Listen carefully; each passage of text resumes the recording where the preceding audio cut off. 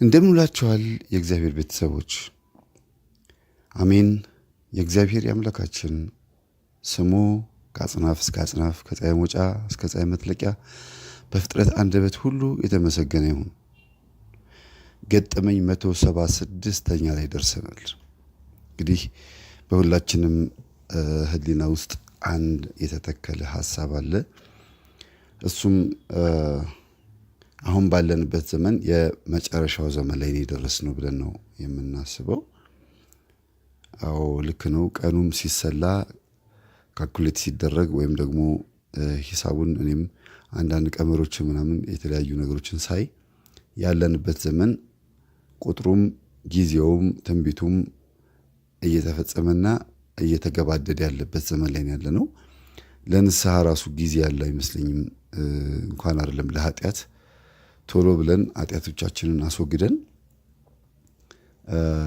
ንስሐችንን ተቀብለን በቅዱስ ሥጋውና በክቡር ደሙ ከብረን የእግዚአብሔርን መንግስት በሙሽርነት በሰማዕት ሙሽርነት በሥጋና ደሙ ሙሽርነት በቅድስና ሕይወት ሙሽርነት በተለያየ አይነት ሕይወት ግን በአንድ በክርስቶስ ጸጋ በድንግል ማርያም ልጅ በኢየሱስ ክርስቶስ አዳኝነት በትክክለኛዋ በኢትዮጵያ ኦርቶዶክስ ተዋሕዶ ቤተክርስቲያን እምነት መሰረት ሕይወታችንን ማትረፍ አለብን። ምንም የሚጎልብን ነገር የለም። ቤተክርስቲያን ሁሉ ነገር አዘጋጅታለች። ጎደለ ብንል እንኳን እኛ ያጎደልነው እንጂ እግዚአብሔር ያጎደለው ነገር የለም። ይሄ ነገር ጎሏል ብንል አስቀርተብናል የምንለው ነገር ሳይሆን እኛ ካንተ ፍቅር በመጉደላችን የቀረብን ነገር ነው ብለን ነው ማሰብ ያለብን።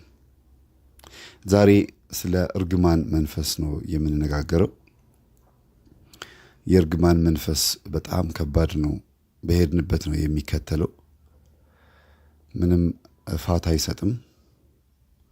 የተረገሙ ሰዎች እጅግ በጣም ከባድ አደጋ ነው የሚደርስባቸው። እርግማኑን ይቅር ማስባል ካልቻሉ እርግማኑ ራሱ ሁለት አይነት እርግማን ነው። አንደኛ የመንፈስ ቅዱስ ያደረባቸው አባቶች ሲያዝኑ የቆረቡ አባቶች የቆረቡ እናቶች አገልጋይ ሆኖ በቅድስናና በንጽህና እያገለገለ ያለ ንጹሐን የሆኑት ወንድሞች ሲያዝኑ ከእርግማን በማይተናነስ መልኩ እኛ ላይ እነሱ ላይ ያደረስንባቸው ግፍ ተመልሶ ይመጣብናል። በጣም ከባድ ነው።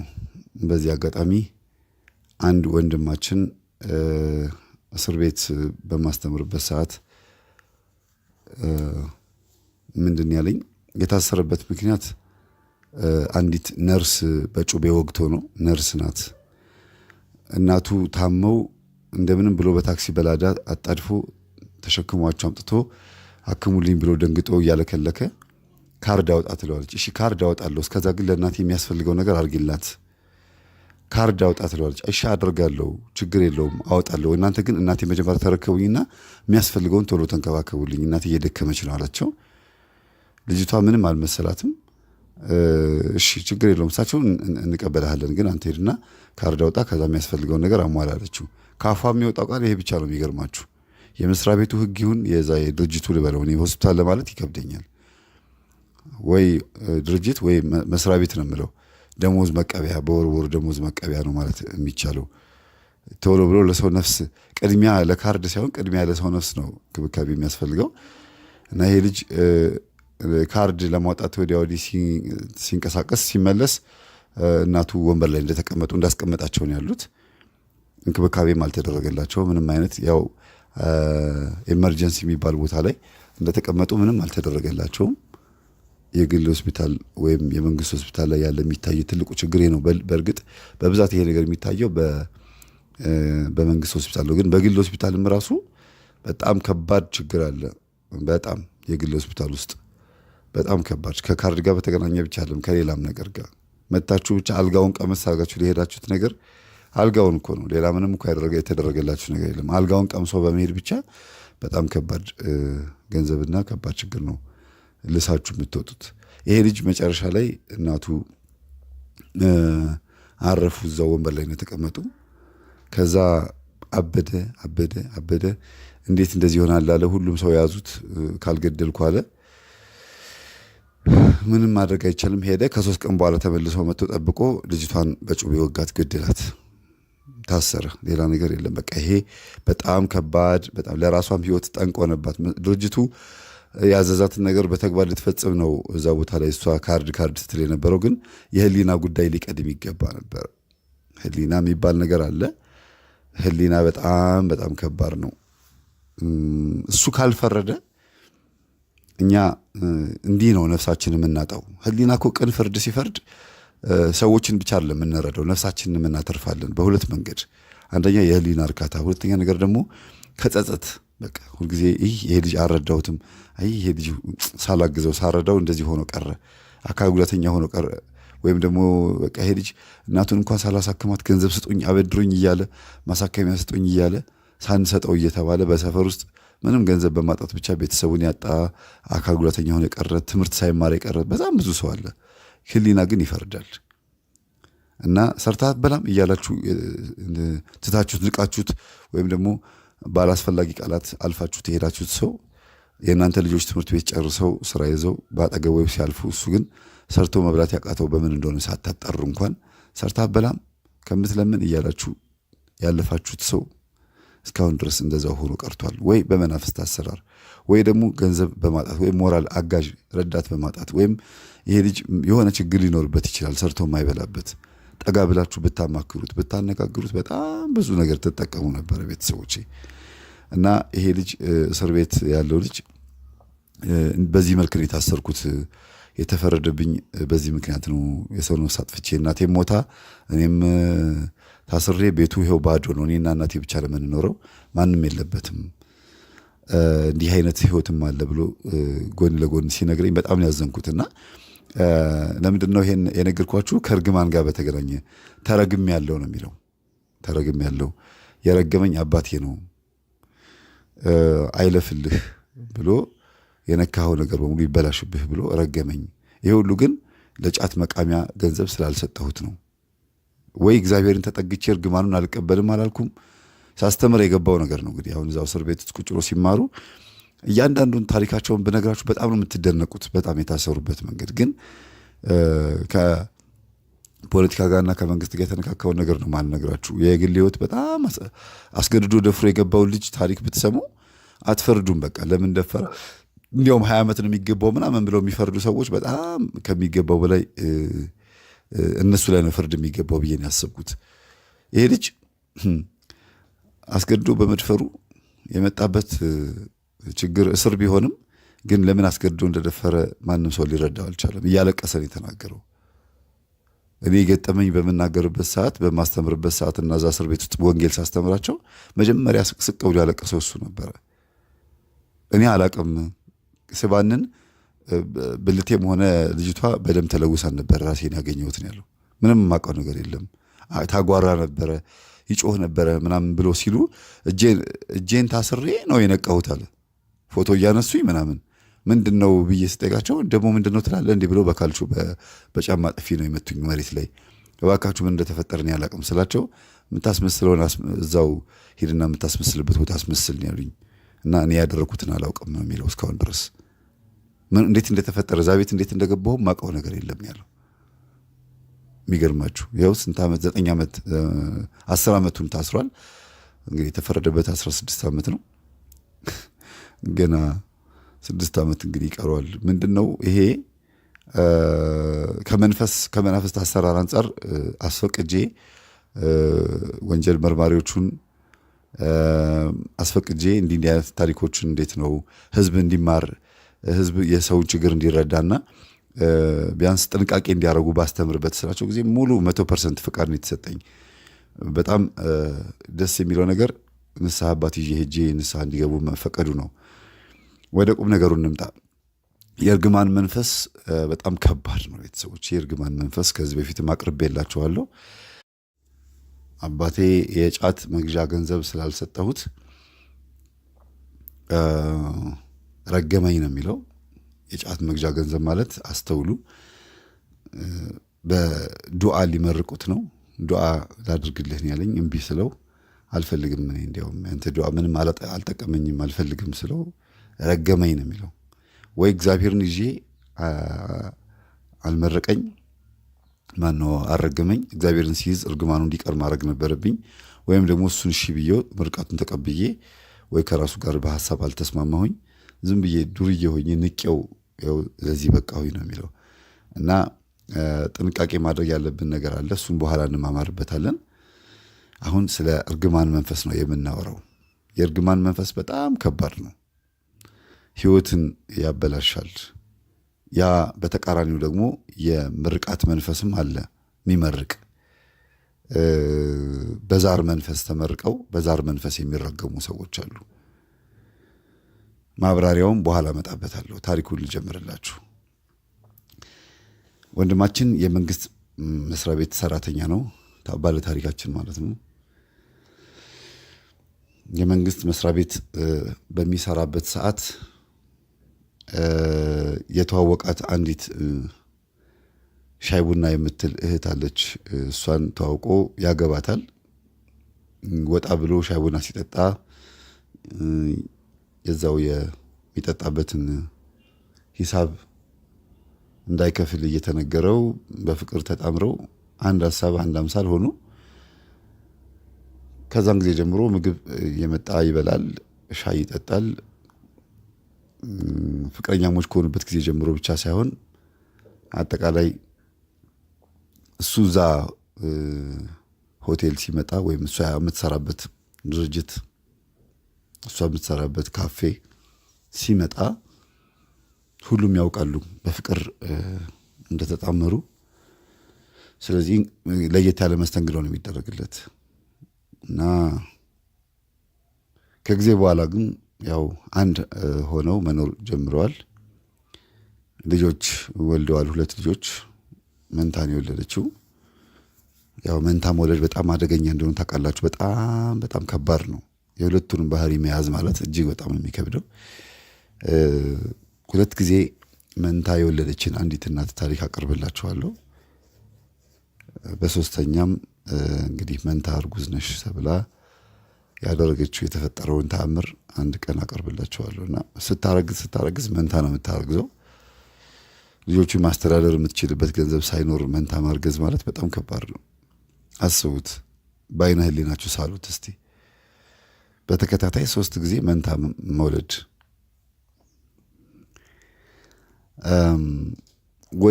ወደዚህኛው ታሪክ ስንመጣ ይህች እህታችን መንታ ልጆች ወልዳ 2ቱም ወንዶች ናቸው። እነሱን ለማሳደግ ቤት ስትቀመጥ አደገኛ የሆነ ወይም ጥንቃቄ የሚያስፈልገው ስለሆነ የመንታ ልጆች ማሳደግ አንዱ ስትሉት አንዱ ስለሚያስቸግር እናት ግዴታ ቤት መሆን አለባትና ኪሳራ ደርሶባት ስራዋ ካፌው ተዘግቶ ድርጅቷ ከስራ ስራችሁ እሷ እዛ ቦታ ላይ ስላልተቀመጥኩኝ የከሰርኩት ነው የምትለው። በትክክል ኪሳራ የደረሰብኝ አብረውኝ ከሚሰሩ ከራሴው ሰራተኞች ነው ተበልቼ ነው የምትለው። ምክንያቱም እሷ እያለች ገንዘቡን እንዴት እንደምትቆጣጠረው ታውቅ እንደነበር ነው የነገረችኝ። ይህንን በዚህን ያዘውና የቤት እመቤት ሆና ብቻ ቀረች ማለት ነው። ልጆቹን እያሳደገች ተጨማሪ አንድ ልጅ ደገመች። 3ኛ ማለት ነው። መንትያዎቹ ልክ የ3 ዓመት ልጆች ሲሆኑ አንድ ልጅ ደገመች። አጠቃላይ 3 ማለት ነው። ባልየው ደህና ደሞዝ አለው፣ ሰርቶ ይመጣል። ማታ ሲገባ የሚቀበለው ግንባር ግን በጣም የሚያስፈራና የሚያስጠላ ነው። ሊያየው የማይፈልገው ግንባር ነው የሚቀበለው። ሚስቱ ጭፍግግ ብላ የምትጠብቀው። አባቱ የረገሙትን እርግማን ነግራችሁና ከዛ በእያንዳንዱ ቅደም ተከተል ላይ የሚያጋጥመውን ነገር እንድታስተውሉ ትፈልጋለሁ። አባቱ በጣም ከባድ ድርጅት የሚመሩ በንግድ ዓለም የተሳካላቸው አባት ነበሩ እና ልጃቸው ለአቅመ አዳም ሲደርስ ደክሞኛል፣ ልጁ ይረከበኝ ብለው ድርጅቱን ለልጃቸው ይሰጡታል። ልጁም ድርጅቱን ከተረከበበት ጊዜ ጀምሮ እያሽቆለቆለ ኪሳራ ውስጥ ከተታቸው። በላ፣ ጠጣ፣ ሰከረ፣ ደስ ያለውን ነገር አደረገ። ከዛ እኚህ አባት ጨጓራቸው ብግን ብሎ ተቃጥለው ይሞታሉ። ግን በቀላሉ አልሞቱም። ና ብለው ጠርተውት የሚመርቁት መስለው እጁን ይዘው ረገሙት እና ምን አባዬ ለምን እንደዚህ ታደርጋለህ ሲል ጊዜ አንተ እኔ ለፍቼ ጥሬ ግሬ ያከማቸውትን ሀብት በማትረባ በጥቂት ዓመታት ውስጥ ኪሳራ ውስጥ ከተትከኝ፣ ከንቱ ሆንክ፣ አንተ የኔ ልጅ ነህ ብለው ረገሙት። ግን እርግማኑ በትክክል የደብተራ መንፈስ እርግማን ስለነበረ እርግማኑ በዚህ ልጅ ላይ እንዲደርስ ምክንያት የሆነው ዓለማዊ ልጅ ስለነበረ ነው። አባትየው ሀብት ያከማቹት ወይም ደግሞ ያን ሁሉ ንብረት ያፈሩት በሰላቢ መንፈስ በድብትርና ነው። ደብተራ ተጠግተው ነው። በስልብና የተከማቸ ገንዘብ መልሶ መጥፋቱ አይቀርም። ሲጠፋ ደግሞ ብቻውን አይጠፋም። ራስን አጥፍቶ ቤተሰብን አጥፍቶ አንኮታኩቶ አሰድቦ ድሃ አድርጎ ነው የሚጠፋው። መኪናም ከተገዛ አስገልብጦ፣ ቤትም ከተገዛ ተቃጥሎ ወይም ተወርሶ በመንግስት ባላግባብ በሐራጅ በተለያየ አይነት መንገድ ብቻ የስልብና ገንዘብ መልሶ ዋጋ ይከፍላል። እግዚአብሔር የገባበት የእግዚአብሔር እጅ ያለበትና አስራት በኩራት እየወጣበት የተከማቸ ሀብት ደግሞ በሀብታም ቤት ከሚበላ ጮማ ይልቅ በድሃ ቤት የሚበላ ጎመን ይሻላል እያስተረተ ጠቢቡ ሰለሞን እንደተናገረው ይህን ተረት እያስተረተ በሰላም በፍቅር ያኖራልና መልካም ስብዕና ያለው ጤንነት የተሞላበት የጎመን ወጥ እየበላን በፍቅር ከእግዚአብሔር ጋር የምንጣመርበት ኑሮ እንድንኖር እግዚአብሔር የሚመክረን መንፈሳዊነት ይብለጥ በሚለው ቋንቋ መሰረት የእርግማንን መንፈስ የሰላቢን መንፈስና የተለያዩ የቡዳ መናፍስትን ከኛ ለማራቅ በሰው ዓይን ውስጥ እንዳንገባ የሚያደርገው ጥበብ ነው። በእርግጥ ሀብታምም ሆነን ቡዳን ላይ መለከተን ማድረግ ይችላል። ግን መመልከቱን አያቆምም። መንፈሱ ይመለከታል፣ ሰላቢውም ይሰልባል፣ ምቀኛውም ምናምን ጥንቡን ይጥላል።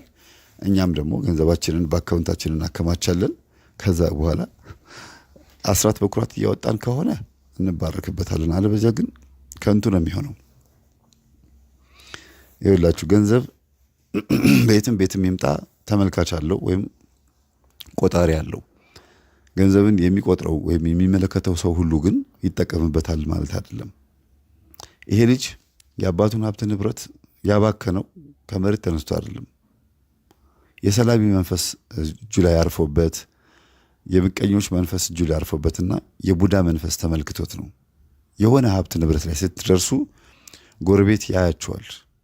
እንደ በርተለሚዎስ ማለት ነው።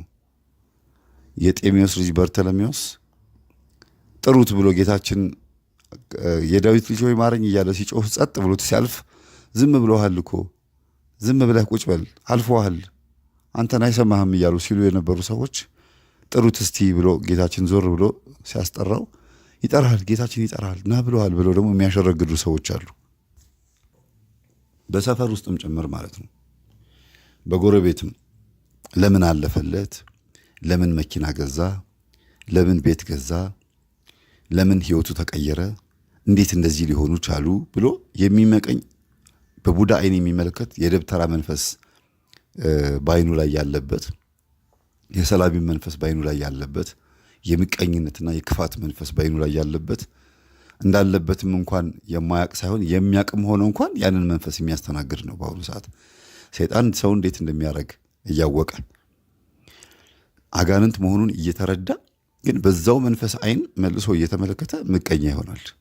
ወደ እግዚአብሔር ለመመለሻ ጊዜ እያለው 30 ዓመትና 40 ዓመት አንድ ሰፈር ውስጥ የሚርመጠመጥ ወጣ ብሎ እንኳን እንደ ጓደኞቹ እንደ ቤተሰቦቹ እንዳለፈላቸው እንኳን እንዲያልፍላቸው የማይፈልግ እዛው የሚርመጠመጥ አንድ ሰፈር ውስጥ ብቻ ቁጭ የሚል ማለት ነው። ከሴትም ከወንድም እኮ ነው። ይሄ በጣም ከባድ ነው እና ካልነቃ ደግሞ ካላወቀ ደግሞ ቤተሰቦቹ እሱም ሁሉም ይሄንን ሰው የሚመለከቱበት አይን የተለየ አይን ነው። እየነቃም እንኳን ቢሆን ግን ራሱን ለማትረፍና ለማዳን ደግሞ ፍቃድ ከሌለው ያስቸግራል። ህይወቱ የተበላሸ ነው የሚሆነው። ቢወልድም ትዳር ቢይዝም ግን የልቡ ክፋት በእያንዳንዱ የህይወቱ እድሜ ቆጠራ ላይ ቅጣት ያለበት ኑሮ ነው የሚኖረው። እግዚአብሔር እንዲያልፍለት ራሱ እንኳን አያደርግለትም።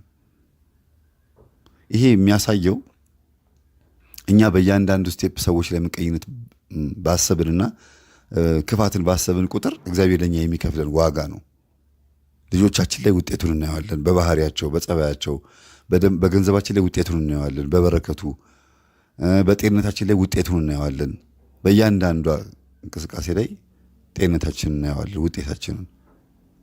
ወንድም ይሁን ሴትም ትሁን ሰው ላይ አንዲት ክፋት ነገር ባደረግን ቁጥር የሚመጣብንን ውጤት እናየዋለን። እና እኚህ ሰውዬ በሰፈር ውስጥ ምንም እንኳን ገንዘብ ያላቸው ባለሀብት መሆናቸው ቢታወቅም ግን በልጃቸው በኩል ደግሞ ሀብታቸው ውድምድም ሲል የሰፈር ሰው በሙሉ እያየ ነው የሞቱት። ጨጓራቸው በግን ብሎ አጠፋ ደግሞ እኮ በቃ ሰውየው ያከማቹትን ገንዘብ ለነገሩ የታባቱ ይበለው እየተባለ ነው የሞቱት። እና ይሄ ልጅ ሁሉ ነገር ባዶ ሲሆንበት ተመልሶ እንደገና ኮሌጅ ገብቶ እንደ አዲስ ተማሪ ሆኖ ከዛ ሁሉ ሀብት እኮ ወርዶ ነው እንደ አዲስ ተማሪ ሆኖ ገንዘብ ማግኘት የሚችልበትን ትምህርት ተምሮ የመስሪያ ቤት ምክትል ስራ አስኪያጅ ሆኖ ተቀጥሮ ነው የሚኖረው። አሁን ያለፈውን ታሪኩን የነገርኳችሁ የእርግማኑ መንፈስ እየተከተለው እንዴት እንደመጣ እንድታስተውሉ ነው። አባትየው እጁን ይዘው አይለፍልህ፣ የነካኸው ነገር በሙሉ ይበላሽ ብለው ሲሉት ሰውነቱ ነው የተንቀጠቀጠው። የሙት መንፈስ ቀጥታ የእርግማን መንፈስ ሆኖ ወደሱ ተካፍሎ ነው የገባው። የደብተራው መንፈስ ማለት ነው። የሙት መንፈስ ስላችሁ መቼም ሰውየው እንዲሞቱ የተጠራውን መንፈስ ማለት አይደለም። ሰውየው ላይ ያለው የደብተራ መንፈስ ሁልጊዜ የሙት መንፈስ ነኝ እያለ ይላቸው እንደነበረና እሱ ወደ ልጁም እንደተዘዋወረ በኋላ መጨረሻ የተዘዋወረው ሬሳ በቤታቸው ውስጥ አስቀምጠው ነው ሀብት ሲያከማቸው የነበሩት። የሙት መንፈስ አለ፣ የአስክሬን መንፈስ በሉት። ዞሮ ዞሮ የአንድ ሰው ሬሳ የማይከፈት አንድ ቤት አለ አሉ እዛ ህንፃ ውስጥ እና ያ ክፍል ውስጥ የተቀመጠው ነገር የታወቀው ሀብት ንብረታቸው ለሰው ተሽጦ ከተወሰኑ ዓመታት በኋላ አባትህ ምንድን ነበር ሲያደርጉ የነበሩት? ምንድን ነበር ስታደርጉ የነበሩት ተብሎ ተጠየቀ። ምንድን ነው ሲል ይሄ ነገር ምንድን ነው አሉት። እኔ የማውቀው ነገር የለም የአባቴ ስራ ነው፣ እኔ የማውቀው ነገር የለም ብሎ ነው ሸሽቶ የጠፋው። ይሄ ነገር ግን በጣም ያስደነግጠዋል። አባቱ ያደረጉት ነገር አሁን ነው እኛ ትምህርት ስናስተምር እየገባው የመጣው። አንዳንድ ፓስተሮች በሙታን መናፍስት ወይም ደግሞ የሞቱ ሰዎችን ቤታቸው ደብቀው በህዝብ ፊት ለመወደድና መናፍስትን ለማስወጣት የማያደርጉት ጥረት የለም ይባላልና በከልከሌዎስ መንፈስ ወይም በሞተ ሰው መንፈስ ዱቢፍቱ ወይም ደግሞ ሙታን ሳቢ በሚባለው የሚሰሩት ስራ አለ። ይሄ ደግሞ የስልብና መንፈስ ነው፣ ሌላኛው መንፈስ ነው። ወደ 2-3 ሃይማኖት ቀያይር ያለው ነው የሚለው። መጀመሪያ ኦርቶዶክስ ነበረ፣ ከኦርቶዶክስ ወጣ። አባቱ የሚሰሩትን ስራ ስላየ አባትየው ምንም እንኳን በድብትርና ስራ ውስጥ ቢሆንም ገንዘቡን ያገኙት ግን ያው ከቄሶች ጋር ምናምን ሲንቀሳቀሱ ያያቸው ነበረ እና በዚህ ምክንያት ተናዶ ድሮንስ ምን ጠቀመኝና ይህ ሃይማኖት ብሎ በዚህ ባየው ነገር ተናዶ ወጥቶ ነበረ። ሁሉም ቄስ አንድ ነው ብሎ አስቦ ማለት ነው። ወጥቶ ሄደና ተመልሶ እንደገና ደግሞ ሚስቱን ሲያገባ ወደ ኦርቶዶክስነት ተቀየረ። ከሚስቱ ጋር ሲኮራረፍ ደግሞ ተመልሶ እንደገና ወደ ሌላ ሃይማኖት፣ በፊት የነበረው ፕሮቴስታንት ነበረ፣ ከዛ ወደ አድቬንቲስት ገባ። ያው ፕሮቴስታንት ነው እሱም፣ አልሸሹም ዞር አሉ ነው። እዛው በዛው ነው። አዘልከውም አቀፍከውም ሁለቱም ተሸከምከው ነው የሚባል ነገር አለ። በጀርባህም ብታዝለው ወይም ብታዝዩ በሆድሽም አምጥተሽ ፊት ለፊት ብታቅፊው ሁለቱም መሸከም ነው፣ ሸክም መሆኑ አይቀርም።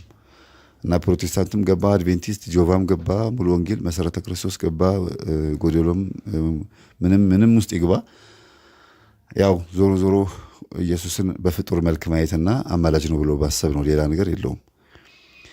ከዚህ አያልፍም።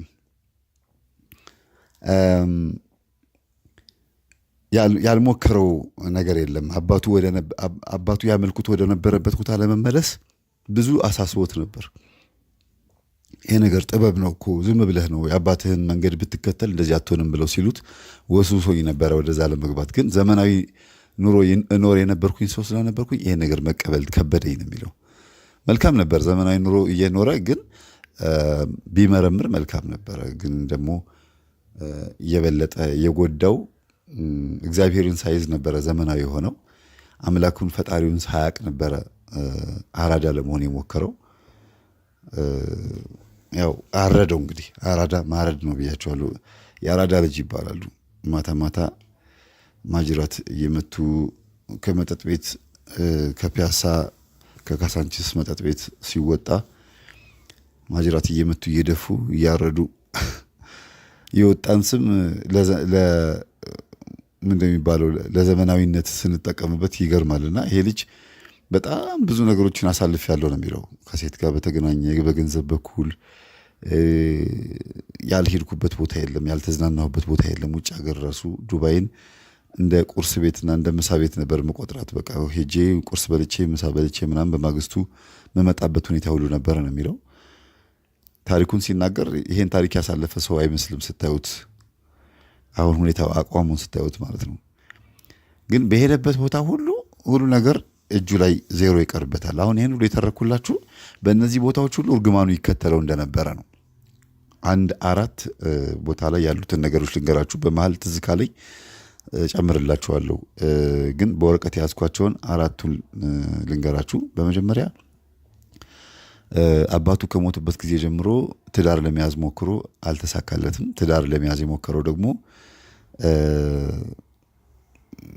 እናቱ እየጨቀጨቀችው ነው። እናቱ ትዳር መያዝ አለብህ፣ መውለድ አለብህ፣ ማግባት አለብህ ስትለው እሺ አምጪ በቃ እኔ ሞክሬ እምቢ ብሎኛል አምጪ ይላታል። እናቱ ትመጣለች። አብረው ልትኖር 1-2 ቀን 3 ቀን ተዋውቀው ተግባብተው ሲሄዱ የነካው ነገር አይለፍልህ ወይም ደግሞ የነካው ነገር ሁሉ ይጥፋብህ ብለውታል አባቱ። ያ እርግማን የርኩስ መንፈስ እርግማን እንደነበር ያወቀው አሁን ነው እንጂ በወቅቱ ግን አባቴ እኮ ረግሞኛል እኮ አባቴን ይቅር ሳልለው ሞተ ብሎ በሄደበት ሁሉ ያለቅስ ነበረ። አባቴን ይቅር በለኝ ሳልለው ሞተብኝ እያለ እና ሴቶቹ 1 ቀን 2 ቀን ከሱ ጋር የሚያደርጉትን አድርገው ወይም ደግሞ ከተያዩ ከበሉ ከጠጡ የሚሰሩትን ሰርተው ከሄዱ በኋላ ደግሞ አያዩትም። ሁለተኛ ነገር ደግሞ ገንዘብ ሲያወጣ አይን የለው፣ በቃ እውር ነው። ስጠኝ ካሉት ይሰጣል። ለጋስ ቸር ይመስላል ስታዩት፣ ሁኔታው ግን አይደለም። የሰላቢ መንፈስና የብኩል መንፈስ ወደ እርግማንነት ተቀይሮ ነው። በእርግማንነት ተቀይሯል። ዛር ሲመርቅ እሱ በሚፈልገው መንገድ ነው የሚመርቀው። ለምሳሌ እናት ቡና እያፈላች ጀበና ይዘው ምን ብለው የተለያዩ ነገሮች እያደረጉ ያው ብዙዎቻችሁ ታውቁታላችሁ። ጫት እየቃሙ አፋቸውን ጉንጫቸው ተጎስሮ እንዲያርግልሽ አሜን፣ እንዲያርግልህ አሜን፣ እንደዚህ ይሁን አሜን፣ አሜን፣ አሜን ብላችሁ ስትቀበሉ አሜን ብሎ መቀበል ማለት ይሁንልኝ ይደረግልኝ ማለት ነው። እግዚአብሔርም ሲመርቅ ወይም ቅዱሳን አባቶች ሲመርቁም ርኩሳን መናፍስት ያደረባቸውን ሰዎች ሲመርቁም ያ አሜን ያላችሁት ነገር እንደሚከናወን ማሰብ አለባችሁ። ይከናወናል። ግን የእግዚአብሔር መንፈስ ሲመርቅ አሜን ስትሉና ርኩሳን መናፍስት ሲመርቁ አሜን ስትሉ የትኛው ነው ገነት የሚያስገባው የሚያዛልቀው ምርቃት የትኛው ነው? ሕይወትን የሚያተርፍና የሚያድነው የትኛው ነው? በረከት ያለው ምርቃት የትኛው ነው? በአፋቸው ላይ ሆኖ የሚመርቀው ማን ነው ብሎ ማሰብና ማገናዘብም አንድ ነገር ነው። በጥበብ ነው መጓዝ ያለብን። ስለዚህ ጉዳይ መጽሐፍ ቅዱስ በትንቢተ ኤርምያስ ምዕራፍ 24 ቁጥር 9 ላይ በማሳድዳቸውም ስፍራ ሁሉ ለስድብና ለምሳሌ ለማላገጫና ለርግማን የሆኑ ዘንድ በምድር ነገሥታት ሁሉ ለመበተን አሳልፌ እሰጣቸዋለሁ። ወይም ለመበተን በሁለቱም ማየት ይቻላል። ለመበተን ወይም ለመበተን አሳልፌ እሰጣቸዋለሁ ይላል። ይሄ በጣም ከባድ ነው። በዚህ ልጅ ላይ የደረሰበት ነገር ይሄ ነው። ገንዘቡን በተነ። አጠቃላይ ማንነቱ በሙሉ ተበታትኗል። ወደ ራሱ ለመመለስ ሲሞክር እንኳን አልቻለም። እናቱ በግድ እንዲያገባ ነገረችው። ሞከረ። ህይወቱ አልሳካለው። በግልጽ ልናገራቸው ማልፈልጋቸው በግል ብቻ ያወራናቸው ነገሮች ሁሉ አሉ። አላስፈላጊ ወደ ሆኑ ቦታዎች ሁሉ ገብቷል። እነዛ ነገሮች ሁሉ አልፈው ግን ዛሬ ላይ በትንንሽ ነገሮች እያበሳጨውና ልጁ ራሱን ለማጥፋት ገመድ ሲባጎ አንገት ውስጥ ለማስገባት እስከሚያስችለው ድረስ ዲያብሎስ የእርግማን መንፈስ ሆኖ እየተከተለው ከሰላቢነት ወደ እርግማን፣ ከቡዳነት ወደ እርግማን እንዲሁም ከምቀኝነትና ከክፋት ወደ እርግማን ራሱን አሻሽሎ ተቀይሮ መንፈሱ በደንብ አድርጎ ሰልጥኖበታል። ይህንን በመጽሐፍ ቅዱስ ውስጥ የሚገርማችሁ በመጽሐፍ ቅዱስ በመጽሐፈ ኢያሱ መጽሐፈ መሳፍንት ምዕራፍ 3 ቁጥር 7 ላይ እንዲህ ይላል፣ የእስራኤል ልጆች በእግዚአብሔር ፊት ክፉ የሆነውን ነገር አደረጉ፣ አምላካቸውንም እግዚአብሔርን ረስተው በአሌምንና አስታሮትን አመለኩ። ስለዚህ የእግዚአብሔር ቁጣ በእስራኤል ላይ ነደደ። በሜሶጶጣሚያ ንጉሥ በኩሳሰቲም እጅ አሳልፎ ሰጣቸው። የእስራኤልም ልጆች ለኩሳሰቲም 8 ዓመት ተገዙለት እያለ ይቀጥላል። ይህ ኩሳሰቲም የሚባለው ንጉሥ እጅግ በጣም ክፉና የእርግማን መንፈስ የተጠናወተው ንጉሥ ነው። ይህ ንጉሥ ደግሞ እስራኤላውያንን ለ8 ዓመት እየረገጠ እየገዛ እያንበረከከ የሚፈልጉትን ሳይሆን እሱ የሚፈልገውን ነገር እያዘዛቸው ተገዝተዋል። እና የእርግማን መንፈስ ብዙ ጊዜ ይረግጣል። በኑሯችን፣ በትዳራችን፣ በራሳችን በገዛ ልጆቻችን ራሱ እንረገጣለን፣ እንገዛለን። እናቶች በአሁኑ ሰዓት ተመልከቱ፣ የእርግማን መንፈስ በውስጣቸው እያለ ድሮ ቡና ሲያፈሉ ሲካድሙለት የነበረው መንፈስ ልጆቹን ሃይማኖት አስቀይሮ ወደ ሌላ ሃይማኖት ወስዶ መልሶ እንደገና በልጆቻቸው ሃይማኖት ደግሞ እንደገና ተጠልፈው ወደ ሌላ ሃይማኖት የገቡ ብዙ ሰዎች አሉ። ይሄ የእርግማን መንፈስ ምልክት ነው። መልሶ ደግሞ እንደገና ያው መንፈስ ሲረግጣቸው ደግሞ በበሽታ ይደቁሳቸዋል፣ አያልፍላቸውም። በገንዘብም በነፍስም በስጋም በሁሉ ነገር የተጎዱና የተጎሳቆሉ በሽታ በሁለቱም በኩል የሸመቱ ነው የሚሆኑት። የመንፈሱን አሰራር ለመቃወም የግድ ኃይል ያስፈልጋቸው ነበረ። ኃይል ደግሞ ማግኘት የሚቻለው ከእግዚአብሔር ነው። እግዚአብሔር ደግሞ ኃይልን የሚሰጠው ስናውቀውና ስናመልከው ብቻ ስለሆነ ይሄንን ወንድማችንን ከሚስቱ ጋር እንዳይስማማ ያደርገው ነበረ የእርግማን መንፈስ። አንደኛ ይህ ልጅ ምግብ በሚበላበት ሰዓት ከምግብ ውስጥ ፀጉር ያገኛል፣ በረሮ፣ ዝንብ ያገኛል፣ ወይም ሌላ ነፍሳት ነገር ወይም አንድ ስንጥር ነገር ብቻ ከምግብ ውስጥ መዞ የሚያወጣው ነገር ከሚስቱ ጋር የሚያጣለው ነው የሚሆነው። ሲበላ አድቅቆና አኝኮ ነው የሚበላው። ግን ያም ሆኖ ወይ ሚስቱ ጋር አይሄድም ያ ፀጉር፣ ወይም ልጆቹ ጋር አይሄድም።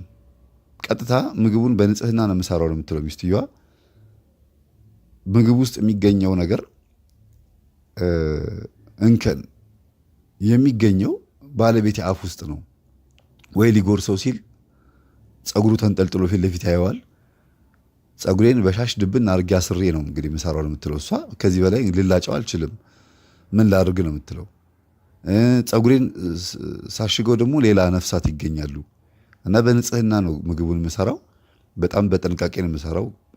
እስቲ የቤት ሰራተኛዋ ትስራው ብዬ የቤት ሰራተኛዋ ስትሰራው አንዳንድ ቀን ይገኛል፣ አንዳንድ ቀን አይገኝም።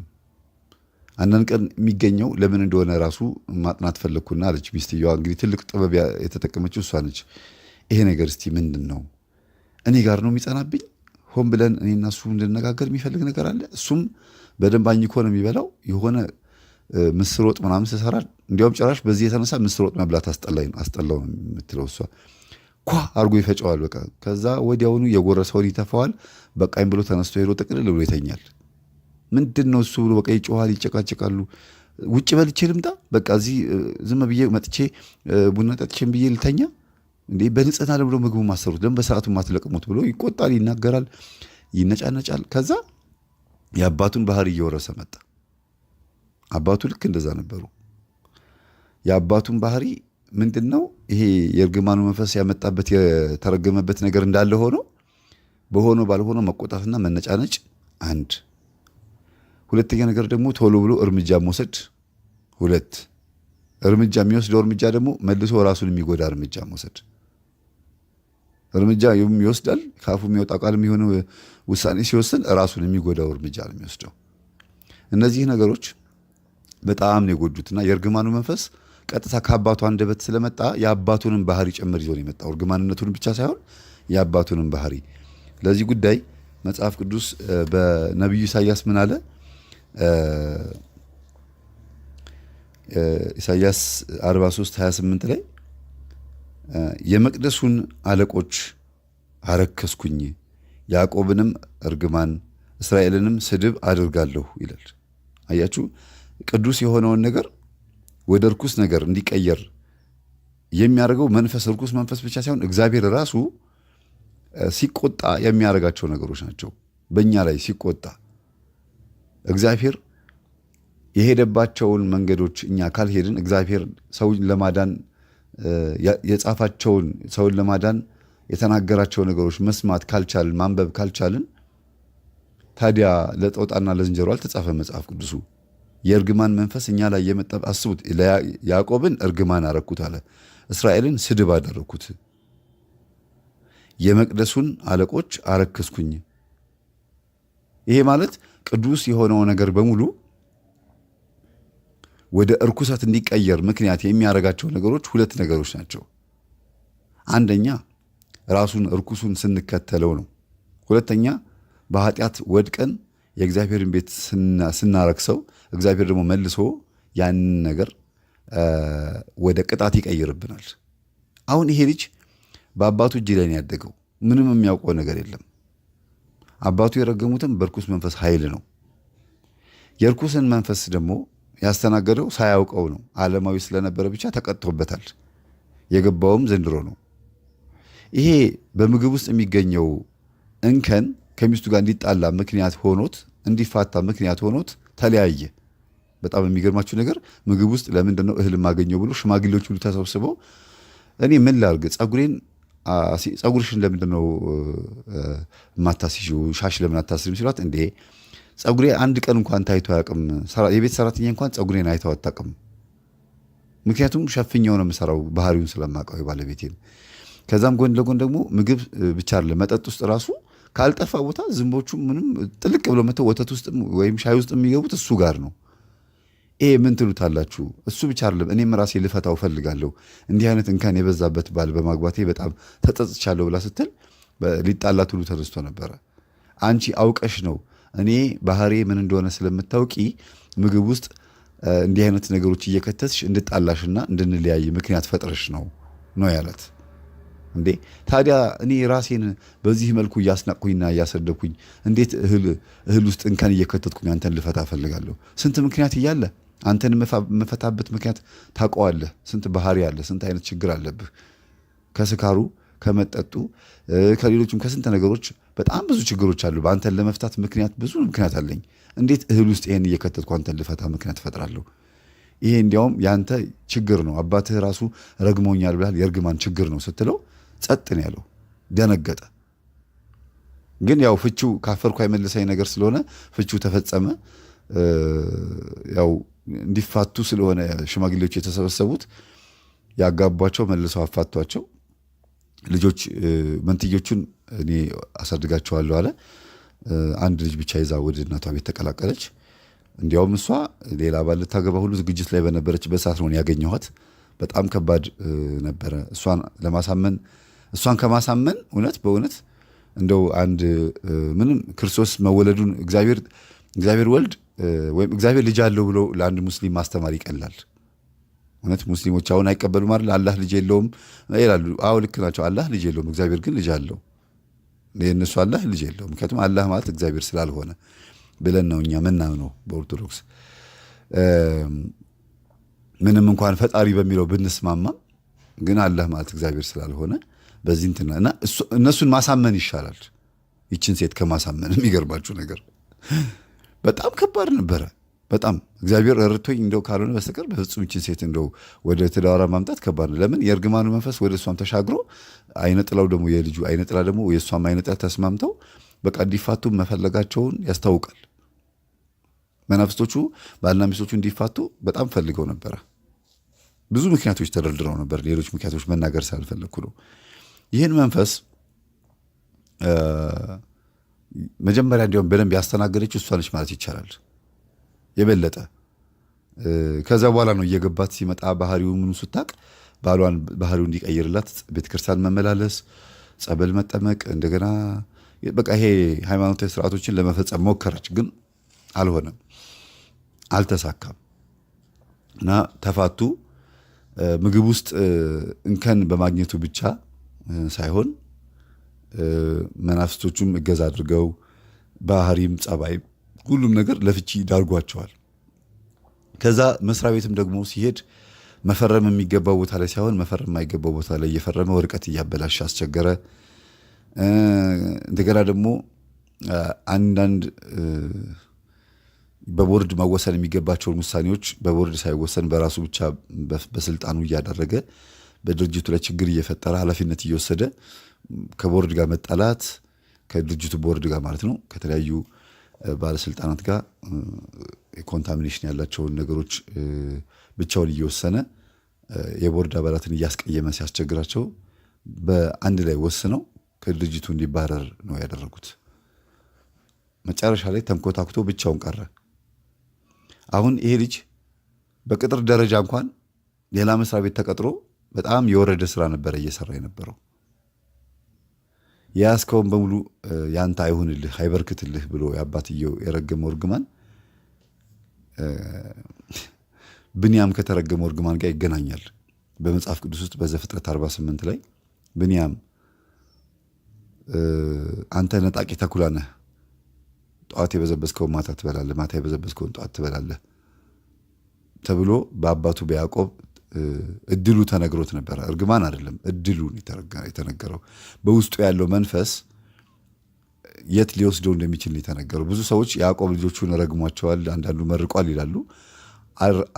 አልመረቀምም አልረገመምም። የመረቀው እንዲያውም ዮሴፍን ብቻ ነው ማለት ይቻላል፣ ዮሴፍንና ልጆቹን። ከዛ ውጭ ግን እድላቸውን የነገራቸው አንተ እንዴት ሮቤል አንተ በውሃ ላይ የምትዋልል ኩበት ነህ እያለ የሚነግራቸው ውስጣቸው ካለው መንፈስ አንጻር ነገ ከነገ ወዲያ ምን ሊያደርጋቸው እንዳሰበ በምን አይነት መልኩ እንደሚኖሩ ነው የወሰነው። ይሄን ማስቀረት ይችል ነበር እግዚአብሔር። ግን ሮቤል ይሄ እድል ከተነገረው በኋላ በንስሐ ቢታጠብ፣ ቢሰግድ፣ ቢጾም፣ ቢጸልይ፣ ወደ እግዚአብሔር ቢመለስ ምናልባት ከያዕቆብ አንደበት የወጣው እድል ፈንታው ይስተካከልለት ይችል ነበረ ብዬ አስባለሁ። ግን በዛው ስለቀጠለ ሁሉም ያዕቆብን ቃል ተቀብለው በዛው ነው ሄዱት። ወደዚህኛው ስንመጣ ወንድማችን ዜሮ ገባ። ዜሮ የቤት ኪራይ መክፈል አቅቶት ማታ ከስራ ወደ ቤት ሲመጣ በጣም ደክሞት ነው የሚመጣው። ጠቅልል ብሎ ሊተኛ ሲል በረንኳኩቶ ሴትዮዋ ደግ ናቸው፣ በጣም መልካም ሴትዮ ናቸው። ና ልጅ እስቲ እራት ብላ አውደ ዓመትም አይደል ብለውት እጁን ይዘው ጎትተው ቀስ ብለው ገበታ ነይ እስቲ እጅን አስታጥቢው እያሉ አንዲት ቆንጅዬ ልጅ አለቻቸው። እንዲያውም ባለትዳር መሆኑን ከነገራቸው በኋላ በረድ አለች እንጂ አፍቅራው ሁሉ ነበረ። እና እሷ ስለወደደችው ብቻ እንክብካቤ ያበዛችለት እንጂ በጣም ወድቆ ነበረ። ማንም በሌለበት ሰዓት ምግብ ታመጣለታለች። በቃ እንክብካቤዋ በጣም ሲበዛበት የኔ እህት ወደሽኛል እንዲህ አላት። አዎ በጣም ነው የምወድህ ስትለው እኔ እኮ ይኸውልሽ ባለትዳር ነበርኩ፣ እንዲህ አይነት ህይወት ነበር የምኖር፣ እንዲህ አይነት ድርጅት መራ ነበር ብሎ አልበሙን ሲያሳያት አለቀሰች። በጣም ደነገጠች። እና አንተማ ያለ ነገር አይደለም፣ ዝም ብለህ አይደለም እንደዚህ ሆንከው፣ አንድ የሆነ ጸላኢ ቀርቦሃል አለችው። በእናቷ የትግሬ ቤተሰብ ናትና የሆነ ጸላኢ ቀርቦብሃል፣ በጣም ብዙ ችግር አለ እና ምናልባት ጸበል ብትጠመቅ ወይ አንዳንድ ሃይማኖታዊ መፍትሄዎችን ብትፈልግ ሚስተካከል ይመስለኛል አለችው። እና ከአባቷ ጋር ብዙ ቦታ ዞራለች። አባቷ አማራ ነው፣ እናቷ ትግሬ ናቸው። ያልሄደችበት ቦታ የለም። ብዙ ቦታዎችን ታውቃለች። ይህች እህታችን ምንም እንኳን አብረው ባትዘልቅም ግን አይምሮ ውስጥ ክሊክ ያደረገችበት እህት ነች። በጣም ስለወደደችውና ስላፈቀረችው መድኃኒቱን ነገረችው። እኔ የኔ መሆን ባትችልም ግን ትሆነኛለህ ብዬ እንክብካቤ አብዝቼልህ ብዙ ነገር ባወራህም ግን ነፍስህ መትረፍ ስላለባትና እግዚአብሔርን መቅረብ ስላለብህ እነግርሃለሁ። እናንተ ቤት ውስጥ የእርግማን መንፈስ አለን ያለችው። በቃ ምንም ሳይነግራት እኮ ነው፣ ታሪኩን ሳይነግራት፣ ስለ አባቱ ምናምን ሳይነግራት እርግማን አለ እናንተ ቤት ውስጥ አለችው። ካልተረገምክ በስተቀር በፍጹም ይኸውልህ፣ ባትረገምም ያልተመረቀ ሰው ራሱ እንዲህ አይነት ህይወት ያጋጥመዋል ያለችው። በጣም ጎበዝ ናት፣ ያደንቃታለሁ። ያልተመረቀ ሰው ራሱ በህይወቱ ይንኮታኮታል። እማዬ መርቅኝ፣ አባዬ መርቀኝ፣ አባባ ማማ መርቁኝ ብሎ ጎረቤትንም ሆነ ቢያንስ ራሱን ማስመረቅ አለበት በእግዚአብሔር ኃይል። እግዚአብሔር ኃይል ያለባቸው ብዙ ጊዜ ዓመት በዓል በሆነበት ጊዜ የዛር መንፈስ ያለባቸው ሰዎች ምን ያደርጋሉ መሰላችሁ? ምናምን ይሰሩና ምግቡን ይሰሩና በዛር መንፈስ ምክንያት ይመርቃሉ። ይሄ ምርቃት ደግሞ ልጆች ይበሉታል። የጣዖት ምግብ ሆኖ ይቀየራል። ለከበደ ላየለ እየተባለ በር ላይ ወይ ቡና ይደፋል ወይ ደግሞ ከእህሉ ላይ ተወርውሮ መሬት ላይ ይወረወራል እና ውሻ መጥቶ ይለክፈዋል። ያ ውሻ ላይ ያለው ርኩስ መንፈስ ይጠናወተዋል። ቤቱን፣ አካባቢውን፣ ሰፈሩን በሙሉ በመንፈስ ኃይል የሚጠናወት ልክስክስ ውሻ ላይ የሚቀመጥ ዛር አለ። በጣም የሚገርማችሁ ነገር ውሻ ምን ያህል የመናፍስት ማደሪያ ሊሆን እንደሚችል ብዙዎች አያውቁትም። በቤት ውስጥ የሚያሳድጉ ሰዎች አሉ። አስረው የውሻ ቤት ሰርተው የጣዖት ምግብ ለውሻ እየሰጡ አደገኛ የሚያደርጉ ተርብ የሚባል ታውቃላችሁ? እንደ ንብ ነገር ነው።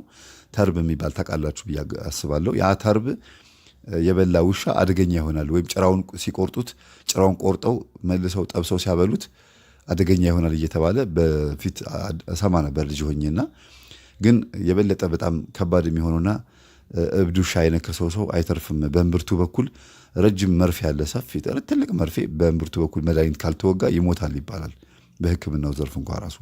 እና እብድ ውሻ የሚባለው ዛር መንፈስ ያለበት እርኩሳ መናፍስት የለከፉት አንዳንድ ጊዜ ወደ ቡዳነት የሚቀየሩ ወደ ጅብነት የሚቀየሩ የቡዳ መንፈስ ያለባቸው ሰዎች የነከሱት ውሻ፣ ከዛም አልፎ ደግሞ የጣዖት ምግብ በተደጋጋሚ እያመጡ የሚደፉለትና ያን የሚበላ ውሻ የዛር መንፈስ አለበት እና ከዛ አንጻር ውሾች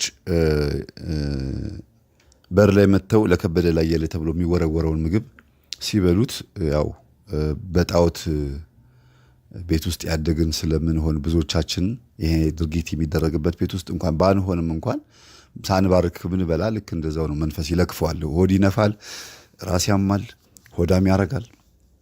ማተብ የሌለው ትውልድ የሚባል ነገር አለና ማተብ ሲባል እምነት ማለታችን ነው እንጂ አንገት ላይ የሚታሰረውን ክር አይደለም። እኔ ማተብ አስር ያለው ግን ማተብ አስሬም ሆዳም ነኝ ብላችሁ እንዳታስቡ። ማተብ ክሩን ማሰሩ ሳይሆን በእግዚአብሔር ላይ እምነታችን መጣላችን ነው። የተረገመ ትውልድ በጣም ሮሜ ምዕራፍ 3 ቁጥር 14 ላይ አፋቸው እርግማንና መራራት ሞልቶበታል፣ እግሮቻቸው ደምን ለማፍሰስ ፈጣኖች ናቸው እንዳለ ሁሉ በአፋቸው ላይ እርግማን መንፈስ ያለባቸው ሰዎች አይራሩም። ሲረግሙም በጣም ከባድ ነው፣ ሲመርቁም ልክ እንደዛው ነው። ግን የማይጸልይ የማይሰግድና በእግዚአብሔር መስመር ውስጥ ያልሆኑትን ሰዎች ነው ጥቃት የሚያደርሰው እንጂ በፍጹም ማንንም አይነካም ብለዋለች። እና ይሄን ነገር ባለቤቴ ስንፋታ አንተ የአባትህ እርግማን መንፈስ ነው እንደዚህ ያደረገህ ብላ ስትናገር ሰምቻታለሁ ይላታል።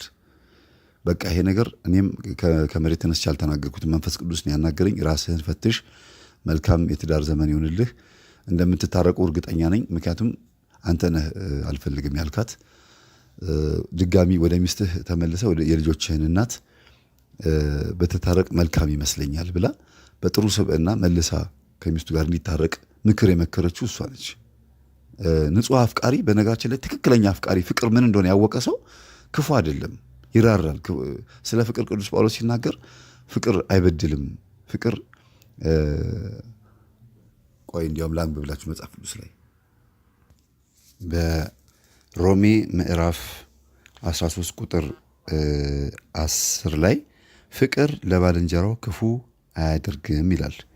እንደገና አንደኛ ቆሮንቶስ ምዕራፍ 13 ከቁጥር 2 ጀምሮ ስለ ፍቅር በደንብ አድርጎ ነው የሚናገረው። ሮሜ 13:10 ላይ ያለው ግን በጣም ደስ የሚል ቃል ነው። አሁን ከታሪካችን ጋር የሚሄድ ነው።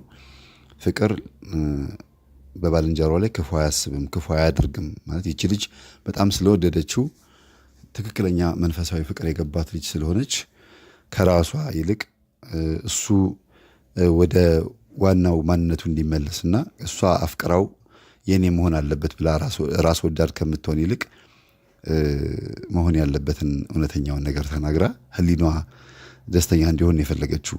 እስቲ ቃሉን የመጽሐፍ ቅዱስ ቃል አንብብላችሁ ነው ወደ ታሪኩ እንግባ። አንደኛ ቆሮንቶስ ምዕራፍ 13 ከቁጥር 1 ጀምሮ ያለውን እንመልከት። በሰዎችና በመላእክት ልሳን ብናገር ፍቅር ግን ከሌለኝ እንደሚጮህ ናስ ወይንም እንደሚሿሿ ጸናጽን ሆኛለሁ። ትንቢትንም ብናገር ወይም ትንቢት ቢኖረኝ ምስጢርንም ሁሉ ዕውቀትን ሁሉ ባውቅ ተራሮችንም እስካፈልስ ድረስ እምነት ሁሉ ቢኖረኝ ፍቅር ግን ከሌለኝ ከንቱ ነኝ። ድሆችንም ልመግብ ያለኝን ሁሉ ባካፍል ሥጋዬን ለእሳት መቃጠል አሳልፌ ብሰጥ ፍቅር ግን ከሌለኝ ምንም አይጠቅመኝም። ፍቅር ይታገሳል፣ ፍቅር ቸርነትንም ያደርጋል፣ ፍቅር አይቀናም፣ ፍቅር አይመካም፣ አይታበይም፣ የማይገባውን አያደርግም፣ የራሱንም አይፈልግም፣ አይበሳጭም፣ በደልን አይቆጥርም፣ ከእውነት ጋር ደስ ይለዋል እንጂ ስለዚህ ስለ ዓመፅ ደስ አይለውም። ሁሉን ይታገሳል፣ ፍቅር ሁሉን ያምናል፣ ሁሉን ተስፋ ያደርጋል፣ ፍቅር በሁሉ ይጸናል። ፍቅር ለዘወትር አይወድቅም። ትንቢት ቢሆን ግን ይሻራል፣ ልሳን ቢሆንም ይቀራል፣ ዕውቀትም ቢሆን ይሻራል። ከዕውቀት ከፍለን እናውቃለንና ከትንቢትም ከፍለን እንናገራለንና ፍጹም የሆነ ሲመጣ ግን ተከፍሎ የነበረው ይሻራል። ልጅ ሳለሁ እንደ ልጅ እናገር ነበር፣ እንደ ልጅም አስብ ነበረ፣ እንደ ልጅም እቆጥር ነበረ። ጎልማሳ ሆኜ ግን የልጅነቴን ጠባይ ሽሬአለሁ።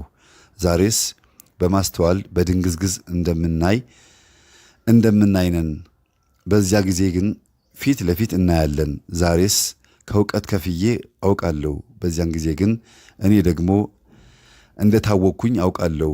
እንዲሁም ከሆነ እምነት፣ ተስፋ፣ ፍቅር እነዚህ ሦስቱ ጸንተው ይኖራሉ፣ ከነዚህም የሚበልጠው ግን ፍቅር ነው ይላል። ስለ ቃሉ የአምላካችን ስም የተመሰገነ ይሁን። እጅግ በጣም የሚያረካ ቃል ነው። እህታችን ይሄንን የመጽሐፍ ቅዱስ ቃል ያወቀችው ነው የምትመስለው። ቁጭ አድርጋ በቀን ማታ ማንም ሳያት ቤቱ ሾልካ እየገባች እየነገረችው አንተ ልጅ አለህ ይሉታል። አለሁ ማዘር አለሁ ይላል። እሷ ውስጥ ሆና እኮ እያስተማረችው ነው፣ እየመከረችው ነው። እሺ በል ራት በላ? አዎ በልቼ ነው የመጣሁት ማዘር ይላቸዋል በር ሳይከፍት። ከዛ በልሽ ልጅቷም የለችም መሰለኝ፣ ቆይ እስቲ ስትመጣ ራት ታመጣልሃለች ሲሉት እሺ ይላል። ከዛ አስተምራው በደንብ አድርጋ ነግራው ወጥታ ሄዳ ራት ይዛለት ትመጣለች። ያው በልቻለሁ የሚለው እሳቸው ከፍተው እንዳይገቡበት ነው። አንዳንድ ቀን ደግሞ ማዘር እየታጠብኩኝ ነው ምናምን ይላቸዋል። ግን ያው መጥተው በራን ኳኩቶ አየት አድርገውት ሳይገቡ እንትን አይሉም። እና በጣም ደግ ናቸው። ሴትዮዋ በጣም የዋህ ናቸው። የተንቤን ትግሬ ናቸው። ተንቤን የምትባል ሀገር አለች። በጣም የዋህ ናቸው፣ ቅን። እኔ ራሴ እንዴት ነበረ ባህሪው ብዬ ለመጠየቅ አንዳንድ ጊዜ መቼም አንዳንድ ኢንፎርሜሽን ወደ እናንተ ከመቅረቡ በፊት ዙሪያ ጥምጥሙን ስለሚሄድ ጠይቃቸዋለሁና ውይ ምን ያውቃል እሱ የእግዚአብሔር በግ ነው የሚሉት። አስተውሉ እንግዲህ፣ ይገባል ይወጣል፣ ሌላ ምንም የሚያደርገው ነገር የለም። በጣም ሞራሉ የተነካ ከሆነበት ጊዜ ጀምሮ፣ በድህነት ከተጎዳ ጊዜ ጀምሮ አንገቱን ደፍቶ ነው የሚገባው፣ አንገቱን ደፍቶ ነው የሚወጣውና ያሳዝናቸዋል። ያሳለፈውን ህይወት ታሪክ ስለማያውቁ እሳቸው ጸባዩን አያውቁ፣ ያሳለፈውን ህይወት አያውቁ እና ደግነቱን ወይም ደግሞ ምን ያውቃል ይሄ ዝም ብሎ ገብቶ እና ብላ ሲሉት ይበላል ይጠጣል፣ ከዛ በኋላ ይወጣል፣ ምን ያውቃል ነው የሚሉት። እና ይሄ ለእሳቸው የታያቸው ነገር እኔ ደግሞ ምን እንዳስብ አደረገኝ። ምን ያህል መንፈሱ አድቅቆት አንገቱን አስጎንብሶት በቃ እንዴት አድርጎ ድቁስቁስ አድርጎት አንዲት ትንሽ 4 ማዕዘን 3 ሜትር በ2 ሜትር የሆነች ክፍል ውስጥ እንዴት ተከራይቶ እንዲቀመጥ እንዳደረገው የመንፈሱን ባህሪ ነው እንዳውቅ ያደረገኝና ይሄን ስነግረው በጣም ገረመው። አየሳቸውም ሌላኛው ህይወቴን አያውቁትም። እኔ ያለሁበትን ጥግ ቢያውቁ ኖሮ በጣም ያዝኑልኝ ነበረ እያለ ያወራል። በነገራችን ላይ እቺ ልጅ ከመከረችው በኋላ እሷ እንኳን አታቀኝም። የሚገርማችሁ እኔና እሷ እንተዋወቅም፣ ግን የሰርክ ጉባኤ ማታ ማታ ትምህርት ስለምታዳምጥ የሆነ የገባት ነገር አለ። ስለ መናፍስ ምንም ግንዛቤ ባይኖራትም ግን የሆነ ነገር አለ የገባት ነገር። ዝም ብላ ከመሬት ተነሳ የእርግማን መንፈስ አትልም። ስለ መናፍስ ምንም ግንዛቤ የለኝም ነው ያለችኝ። ምንም አይነት እውቀት የለኝም፣ ግን እንደው ያልተመረቀ የተረገመ ሰው ባህሪ ምን እንደሆነ ከቤተሰቦቼ ስለማቀው ነው። ቤተሰቦቼ ሁልጊዜ ይናገራሉ። ነይ ልመርቅሽ ብለው በግድ ጎትተው ነው የሚመርቁኝ። እንዴ አባዬ ምንድነው ሁልጊዜ ነው እንዴ ደጊ ተባረክ የምትለኝ ምንድነው እሱ ትላለች። ነይ ብለው ጎትተው ነው የሚመርቋት። ጎትተው በተለይ ቅዱስ ዮሐንስ በሆነ ጊዜ በዓመት በዓል ጊዜ በሀገራቸው ባህልም አሸንዳ የሚባል ባህል አለ የሚከበር። እሱ ሊከበር ባለበት ሳምንታቱ በሙሉ ሁልጊዜ ነይ እያሉ እያስጎነበሱ ጀርባን እየመቱ መጽሐፍ ቅዱስ የጸሎት መጽሐፍ እያደረጉ አስጎንብሰው ይመርቋታል። እና የሚገርማችሁ ነገር እግዚአብሔር ለሚፈልገው ሰው ሊድራት ስላሰበ ነው ይመስለኛል እንጂ ብዙ ባለትዳሮች ትዳር የሚፈልጉ ሰዎች መጥተው ጠይቀው ነበረ፣ ግን አልተሳካላቸውም። በህልሟ ግን አንድ የሆነ የማየው ሰው አለ ነው የምትለው። የሆነ የማየው ሰው አለ፣ ይሄ ነው ባልሽ የሚል ነገርም ሰምቻለሁ ነው የምትለው። እና እግዚአብሔር ለሆነ ለሚፈልገው ሰው ሊያጋባት ያዘጋጃት ይመስለኛል። በጣም ስነ ስርዓት ያላት የቤተሰቦቿን እንትን የምታከብር ናት። ይሄ እንዴት ነው የሚባለው ባህል አለ አይደለም፣ ስብዕና፣ እንደዚህ አይነት ነገር የምታከብር ልጅ ናት። ስነ ስርዓት ያላት ልጅ ነች። ግን ልጁን እንደወደድኩት ሌላ ሰው አልወደድኩም ነው የምትለው። ለመጀመሪያ ጊዜ ወንድ ላፈቅር ልቤን የከፈትኩት ይሄንን ሰው ነው የምትለው። ይሄ እንግዲህ ባለትዳሩን ልጅ ያኔ ገንዘብ እያለው ወይም ደግሞ ኑሮ እያለው ተገናኝተው ቢሆን ኖሮ ምን አይነት ህይወት ይኖራሉ? እንደ እሱ ውስጥ እንዳለው የእርግማን መንፈስና እሷ ውስጥ እንዳለው የምርቃት መንፈስ ሁኔታ ይወሰናልና እሷ ተመርቃ ያደገች፣ እሱ ደግሞ ተረግሞ እንትን ያለ ትዳር የያዘ ስለሆነ በጣም ከባድ ጦርነት ይኖራል ብዬ ነበር የማስበው። በተለይ እሷ የመናፍስቱን ውጊያ ባታቅም ግን መመረቅ ምን ያህል ጥቅም እንዳለው ስለምታቅ ምንም እንኳን እድሏ ባይበላሽባትም ግን እሱ ግን ያጣታል ብዬ ነው የማስበው። አሁንም ትዳሩን አጥቷል፣ ያችኛዋንም ሚስቱን አጥቷል። ግን አሁን ስላችሁ ያው ዞሮ ዞሮ ከልጅቷ ጋር ያለ ማለት ነው። አሁን ትምህርቱን ሲያዳምጥ የተለያዩ ነገሮችን ሲያይ ጸበል ተጠመቅ ብለዋለች። ጸበል ይጠመቅ ሲሄድ ያው እንዳለመደብን እንግዲህ ሁላችንም ሁልጊዜ የምንነጋገረው ጸበል ቦታ ያሉ እህትና ወንድሞቻችን ስለ መናፍስት ውጊያ በደንብ ያውቃሉ።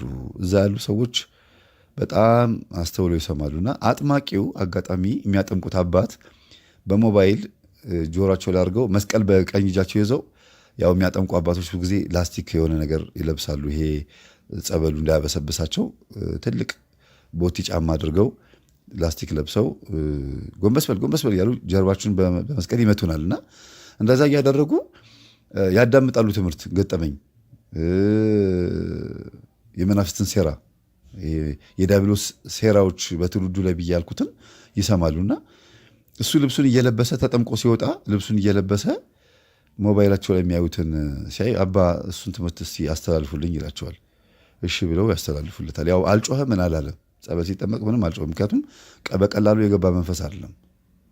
በጣም በንዴትና በብስጭት የገባ መንፈስ ስለሆነ ከአባቱ እየመጣ መንፈስ ስለሆነ እንዲሁ በቀላሉ የሚወጣ አይደለም። አንዳንድ ጊዜ እንደ አስማንዲዮስ መንፈስ ያደርገዋል። የእርግማን መንፈስ አስማንዲዮስ የሚባለው መንፈስ ወይም አስሞቲዮስ የሚባለው መንፈስ የአስማት ስራ አልጋ ላይ ይቀመጣል። ቤት ውስጥ፣ ጓዳ ውስጥ፣ ኪችን ውስጥ፣ ሳሎን ውስጥ እየተቀመጠ ቤቱን በግማት ማከርፋት፣ ጠረን መቀየር፣ አልጋ ላይ ሆኖ ችግር መፍጠር፣ ሙቀት መፍጠር። በተለይ ከመሬት ተነስቶ ቤቱ በሙቀት ይታፈናል። በቃ ባልና ሚስት ተጠጋግተው ተቃቅፈው እንኳን እንዳይተኙ በጣም ሙቀት ይፈጥራል፣ ላብ ይፈጥራል። ሻወር ወስደውም ማለት ነው። ተውት፣ ሻወር ሳይወስዱስ እሺ ላብ ነው ሊባል ይችላል። ሻወር ወስደው እንኳን ተቃቅፈው አልጋው ይግላል እና እንዲራራቁና ቀዝቀዝ ብሏቸው እንዲተኙ በማድረግ በዚህ ሲስተም ያራርቃል። ከዛ ጎን ለጎን ደግሞ በነገር ማወጋገም ይወዳልና ይሄ አስማቲዮስ የሚባለው መንፈስ የእርግማን መንፈስ ነው። የሚገርማችሁ ነገር በእርግማን የሚመጣ መንፈስም አለ። በምቀኝነትም በክፋትም በጥላቻም ከሌላ ወንድና ከሌላ ሴት የሚመጣ መንፈስም አለ። እሱ ከምትወደው ሴት እሷ ደግሞ ከሚወዳት ወንድ ከአይነ ጥላም ከምንም ተሰባስበው ይመጣል መናፍስቶቹ። ስለዚህ ይሄ የእርግማን መንፈስ ቤት ውስጥ አልጋ ላይ ተቀምጦ ወይም የሆነ ቦታ ላይ ተቀምጦ ስለሆነ ጸበል ቦታ ስለምንሄድ አይወጣም፣ አይጮህም፣ አይጋለጥም እስካልነቃን እስካልባልን። ልክ ስንነቃ ምን አይነት የመጀመሪያ እርምጃችን ምንድን ነው የሚሆነው? ቤት ውስጥ የጸሎት ቦታ እናዘጋጃለን፣ እንሰግዳለን፣ እንጸልያለን። ከዛ በኋላ እዛ ቤት ውስጥ የገጠመኝ ነገር ልንገራችሁ። እንደው የእርግማኑ መንፈስ ቤት ውስጥ እንደተቀመጠ ምልክቱ ምንድን ነው? አይጦች እየተደባደቡ አይጥና ድመት እየተደባደቡ አልጋ ላይ ትርምስምስ አድርገውት ነበርና ገብተሽ ነበር እንደዚህ ቤት አላት። አልገባውም ስትል እንደ አልጋው ተተረማምሶ ምንድን ነው እሱ የአይጥ አርም አገኛለሁና ኮርኒሱ ግን እንትን ነው ይሄ ኮርኒስ አይደለም። ምንድን ነው የሚባለው? ይሄ ማዳበሪያ ምናምን ሳይሆን ምንም በፍጹም ሊቀደድ የማይችል ከላይ ወድቀው ነው እንኳን እንዳይባልና አይጥ የሚገባበት መንገድ የለም። ከየት መጡ ብዬ እኔ እኮ ግራ ይገባኛል አለ። ጸበል እርጫው ብላ ያው እንግዲህ ብዙ ጊዜ ትግራይ ቤተሰብ ውስጥ የሚገኙት የአቡነ አረጋዊ ጸበል ወይም ደግሞ የቅዱስ ገብርኤልና የመድኃኔዓለም ጸበል ነው በብዛት የሚገኘው። ሁሉም እንደየእንትኑ ነው እንደየእምነቱ ነው በብዛት የሚገኘው።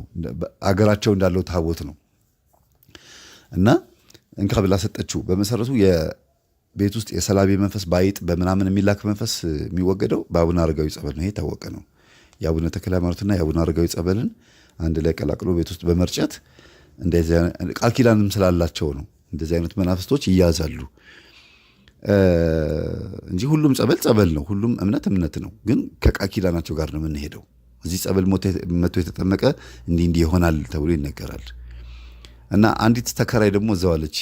የአርሲ ልጅ ናት እና እዛ ተከራይታ አንቺ ኦሮምኛ አታስተምርኝም ይሏታል እኚህ እናት።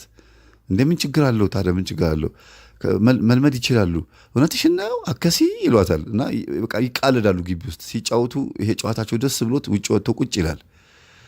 እንግዲህ ሴትዮዋ አከሲ የምትለው ቋንቋ ብቻ ነው የሚያውቁት። አከሲ ማለት እውነትሽን ነው እንደማለት ነው።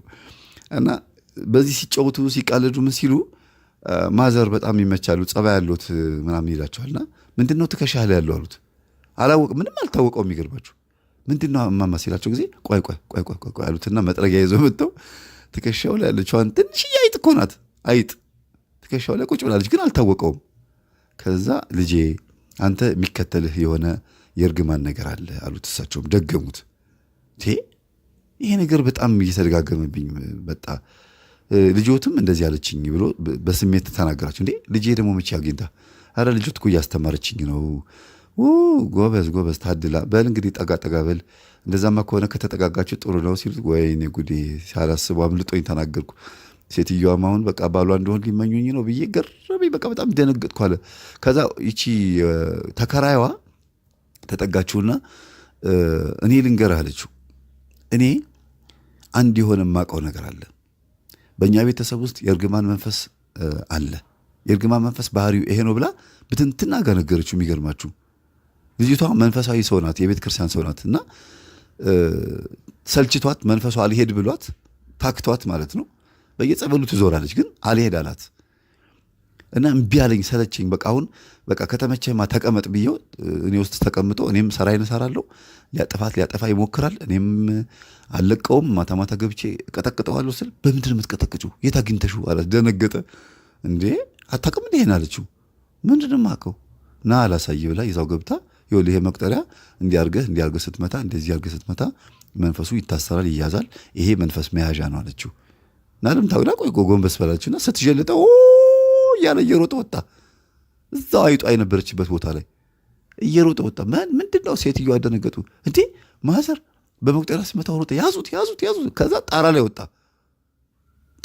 የሚገርማችሁ እና ብዙ ጊዜ መናፍስት እቤት ውስጥ ካልያዝን፣ ቤት ውስጥ ካልጸለይን ጸበል ቦታ ሄደን ብንጠመቅ ጥቅም የለውም ብዬ የምናገረው ለዚህ ነው። ይሄ መንፈስ ቤት ውስጥ ነበር የተደበቀው እና ጣራ ላይ ወጥቶ የሰፈር ሰው ሁሉ ተሰበሰበ። ይጮሃል። ጣራ ላይ ሆኖ ምን መጣ ብሎ የሰፈር ሰው ተሰበሰበ። ከዛ ኑ አውርዱልኝ መሰላል አምጡ ምናምን ተብሎ በቃ ልክ የሆነ በግ ወይም የሆነ እንስሳ ነገር ጣራ ላይ የወጣ ነው የሚመስለው። አይሰማቸውም። ታች ያሉት ሰዎች ምናምን ስንት ሰው እንደተሰበሰበ ማያውቅም። ጣራ ላይ ወጥተው ብቻ ብሎ መጮህ ነውና በጣም ሩቅ ቦታ ያሉ ሰዎች ሁሉ ሰምተው መጡ። በጣም ተናደደ መንፈሱ። ደግሞም አጋጣሚ ሆኖ እግዚአብሔር ሲረዳው ይቺ ልጅ ከመከረችው ጊዜ ጀምሮ ጸበል ቦታም ሲመላለስ አይምሮ ተከፍቶለታል፣ ማስተዋል ጀምሯልና ንስሐ መግባት አለብኝ እግዚአብሔር ከረዳኝ ምናምን እያለ ያስባል። ገንዘብ ግን እጁ ላይ የለውም እና አበድርኝ ስጭኝ ግድ የለሽም። እኔ በጣም ብዙ ገንዘቦች መቁጠር የለመድኩኝ ሀብታም ነበርኩኝና ዛሬ ላይ እንደዚህ መሆኔ ሞራሌ ባይነካም ሞራሌ ቢነካም ግን ብዙም እንትን አልልም፣ ያን ያክል አይሰማኝም፣ ያልፍልኛል ብዬ አስባለሁ እያለ ይነግራታል። አይምሮ ተደፍኗል። ቤተሰቦቼ አይምሮ ተደፍኖ በነበረበት ሰዓት ብዙ ነገር ባክኖበታል። ግን የባከነው በምን እንደሆነ አያውቀውም። እውነት በትክክል ህጋዊ በሆነ መንገድ ነው ንብረቱ የተወሰደው ወይስ ማን እንደወሰደበት ሁሉ አያውቅም። ይሄ ልጅ ራሱን ሆኖ ኖሮ አያውቅም ማለት ነው። ከዛ ጸበል የረጩ በጆግ እየወረወሩበት እየቸለበሱበት መጨረሻ ላይ ጣራ ላይ ሲወጡ እሱ ያለበት ቦታ ለመሄድ እንዴት ተቸግረው እንደወጡ ከዛ ቀስ እያሉ እግሩን እየጎተቱ እሱ ይጮሃል፣ እነሱ እግሩን ይጎትታሉ። ከዛ እንደምንም ብለው ሁለት ጎረምሶች አወረዱት፣ እግሩን አሰሩት። ይሄ ልጅ ጸበል መጠመቅ አለበት ተብሎ ተወሰነ። ልጅቷ ደግሞ የዛን ጊዜ ሁሉ ሲሆን አልነበረችም፣ ሌላ ቦታ ነበረች፣ ሌላ ቦታ ሄዳ ነበረ። እንዲሆነው እንዲተፈጥሮ ሰፈሩት እንዲሆነው ሲሏት ጊዜ በጣም ደስ አላት። ከዛ ስለ መቁጠሪያም ስለምንም አታውቅም ነበረ ጭራሽ ነው። ጓደኛዋቺ የአርሲዋ ልጅ ጠቋርን ለመቀጥቀጥ ብላ ከመምህር የገዛችው መቁጠሪያ ነበረ። ቆይቷል፣ የዛሬ 5 ዓመት የገዛችው መቁጠሪያ ነው። ጠንካራ ነው። ጅማቱ እየተበጠሰ ሲያስቸግራት በተለያየ ነገር አርጋ ጠግና በብዙ ነገር ራሷን የገራች ናት። መንፈሱን እላዋ ላይ ቀጥቅጣ አስረዋለች። ግን አንዳንድ መናፍስቶች ደግሞ ይላኩባታል። እዛ አገሯ እንትን ያደርጋሉ፣ ይልኩባታል ይመስለኛል። እንግዲህ እሷ እዚህ ስትይዝ እዛ ሲልኩባት ያልታሰርካለ ስትለው አዎ ሲላት ስታስረው አሁንም እንደገና በማግስቱ ስጠይቅ አለሁ ያልታሰርኩ ይላል። ሌላ ነህ ስትለው አዎ ሌላ ነኝ ይላል። እና በየጊዜው ደጅ ይጠናሉ፣ ይመጣሉ፣ ይታሰራሉ። ልጅቷ ደግሞ ሰውነቷ ልቅ ብሎ ምን ብላ ቁመቷ ረጅም ነው፣ አይነ ጥላ ነው የምትመስለው። እሷ ራሷ በጣም ታስፈራለች። ያው መቼም ተረባ እንጂ ስድብ እንዳልሆነ ታውቃላችሁ የምናገረው አሁን። እሷ ራሷን እባክህ እኔ ለምጦኛል እንዳሞሌ ጮህ ለምጦኝ አታይም እንዴ አይነ ጥላ መስዬ ብላ ስለምታወራ ነው ያወራሁት እንጂ መምህር ተስፋዬ እንዴት እንደዚህ ትላለህ እንዳትሉኝ። ደግሞ ያው ከልጅቷ ጋር በጣም ስለተቀራረበ ነው። ጎበዝ ናት በጣም እና በጣም ቀጭን ደግሞ በረጅም ናት በጣም እና በመቁጠሪያ ስትቀጠቅጠው መቁጠሪያው ትከሻዋ ላይ ነው የሚቀረው። ረጅም መቁጠሪያ ነው ያዘችው። ግን ሌሎቹ በመቁጠሪያ ሲመቱ ታች ወገባቸው ጋር ነው የሚደርሰው። በነገራችን ላይ ልጅቷ በመቁጠሪያ ሌሎች ሰዎች ስትመታ መንፈስ ይታሰርላታል፣ ይያዝላታል። እሷ ጋር ያሉት መናፍሶች ምንም ይሄ ነገር ማድረግ አልቻሉም፣ ሊቃወሟት አልቻሉም። እና ምንም በአክሽን ሸኝን ነው የሚሏት። ልትሸኛቸው ጸበል ቦታ ስትሄድ ደግሞ ልትጠመቅ ስትል ደግሞ የሉም እና ሰዎች ላይ ያለውን መንፈስ በሙሉ ይጋለጡላታል። ሰው ትረዳለች፣ ታግዛለች። ልክ እንደ ቅዱስ ጳውሎስ አባታችን ማለት ነው። አባታችንና መምህራችን ብርሃነ ዓለም ቅዱስ ጳውሎስ በግራ ጎኑ በኩል የሚወጋው መንፈስ ነበረበት። ግን ሰዎች ላይ እጁን በመጫን መናፍስትን ያባረር ነበረ፣ ወይም ከበሽታቸው ይፈውስ ነበረ። መንፈስ ያለበት ሰው እንዴት ይፈውሳል ብላችሁ ደግሞ እንዳትሉ፣ ያው ከአባታችን ከጳውሎስ ነው የተማርነው። ሌላ ምንም ነገር የለም። ማንም መንፈስ የሌለበት የለም። በነገራችን ላይ እነዚህ በዩቲዩብ ምናምን የሚደነፉት መምህራን ወይም በየቤተ ክርስቲያኑ እንደፈለጉ የሚያወሩት መምህራን ተዋቸው። እነሱ ራሳቸውን ቢፈትሹ ስንት ጉድ ነው የሚወጣው። አንደኛ ያሳለፉት ህይወት ራሱ፣ ሁለተኛ ነገር ደግሞ ውስጣቸው ራሱ ያውቁታል እኮ ይገባቸዋል። እንደው ዝም ብሎ ተውት መቁጠሪያ ቢለውና መስገድ ቢጀምሩ እንኳ ራሱ ስንት ጉድ ነው የሚያዩት። ስንት ጉድ እኔ ውስጥ ያለ መንፈስ በስላሴ ስም አስሬሃለሁ ብለው መስገድ እንኳ ቢጀምሩ ስንት ጉድ ያያሉ። እና መንፈስ እያለባት ሌላ ሰው መንፈስ ስታስር ትደነግጥ ነበርና መምህር ተስፋዬ ይሄ ነገር ግን ያስኬዳል ስትለኝ፣ አዎ ይኸውልሽ መንፈስ ስላለብሽ እግዚአብሔር መንፈስ አልቀረበሽም ማለት አይደለም። እርኩሳን መናፍስት እያሉብን እንኳን ስለታችን ይሰማል፣ ጸሎታችን ይሰማል፣ ያሳርግልናል፣ ያግዘናል፣ ረዳት ይልክልናል። ብዙ ነገር አለ። ግን መናፍስትን ማባረር ያለብን ራሳችን ስለሆነ ብቻ ነው ዝም የሚላቸው። መላእክትም እንኳን ቢሆኑ የሚያስወጡልን እኛ ስንበረታ ነው፣ እንኳን እግዚአብሔር ቀርቶ። ስለዚህ እንዲያውም በዚህ አጋጣሚ አንድ ታሪክ ልንገራችሁ። አንድ የበቃ አባት ነበር ባህታዊና አጋንንት መጥቶ ቀጠቀጠው። አይሆኑ አድርጎ ቅጥቅጥ አደረገው። እንግዲህ አስቡት፣ በብህትውና የሚኖር የበቃ አባት ነው። ግን አጋንንት መጥቶ ሲመታው ሚካኤል ድረስ፣ ገብርኤል ድረስ፣ ሚካኤል ድረስ ብሎ ጮኸ እና አልደረሱለትም። መናፍስቱ ቀጥቅጠውት ከሄዱ በኋላ ስጋ ለበስ አጋንንት ነው። ከሄደ በኋላ ሚካኤልና ገብርኤል ቀስ ብሎ መጡ። እንዴ ማናችሁ እናንተ ሲላቸው፣ እኛ ሚካኤልና ገብርኤል ነን አሉት። ይህ ሁሉ ሲጮህ ታዲያ ለምን የት ነበራችሁ ሲላቸው፣ ባትጮህ ኖሮ አንመጣም ነበረ፣ ባትቀጠቀጥ ባትገረፍ ኖሮ አንመጣም ነበረ ያሉት። አያችሁ፣ አንዳንድ ጊዜ በሚደርስብን ችግር በሚደርስብን መከራ በደንብ መጮህን እንድንለማመድ ዝም ይላሉ። መናፍስቶቹ ይህንን ሰው የቀጠቀጡት ለምንድን ነው ነው ዋናው ሚስጥሩ። ይህንን የበቃ አባት የቀጠቀጡት ለምንድን ነው? ስላበሳጫቸው ነው፣ በጸሎት ስላቃጠላቸው ነው። ይህንን መረዳት አለብን።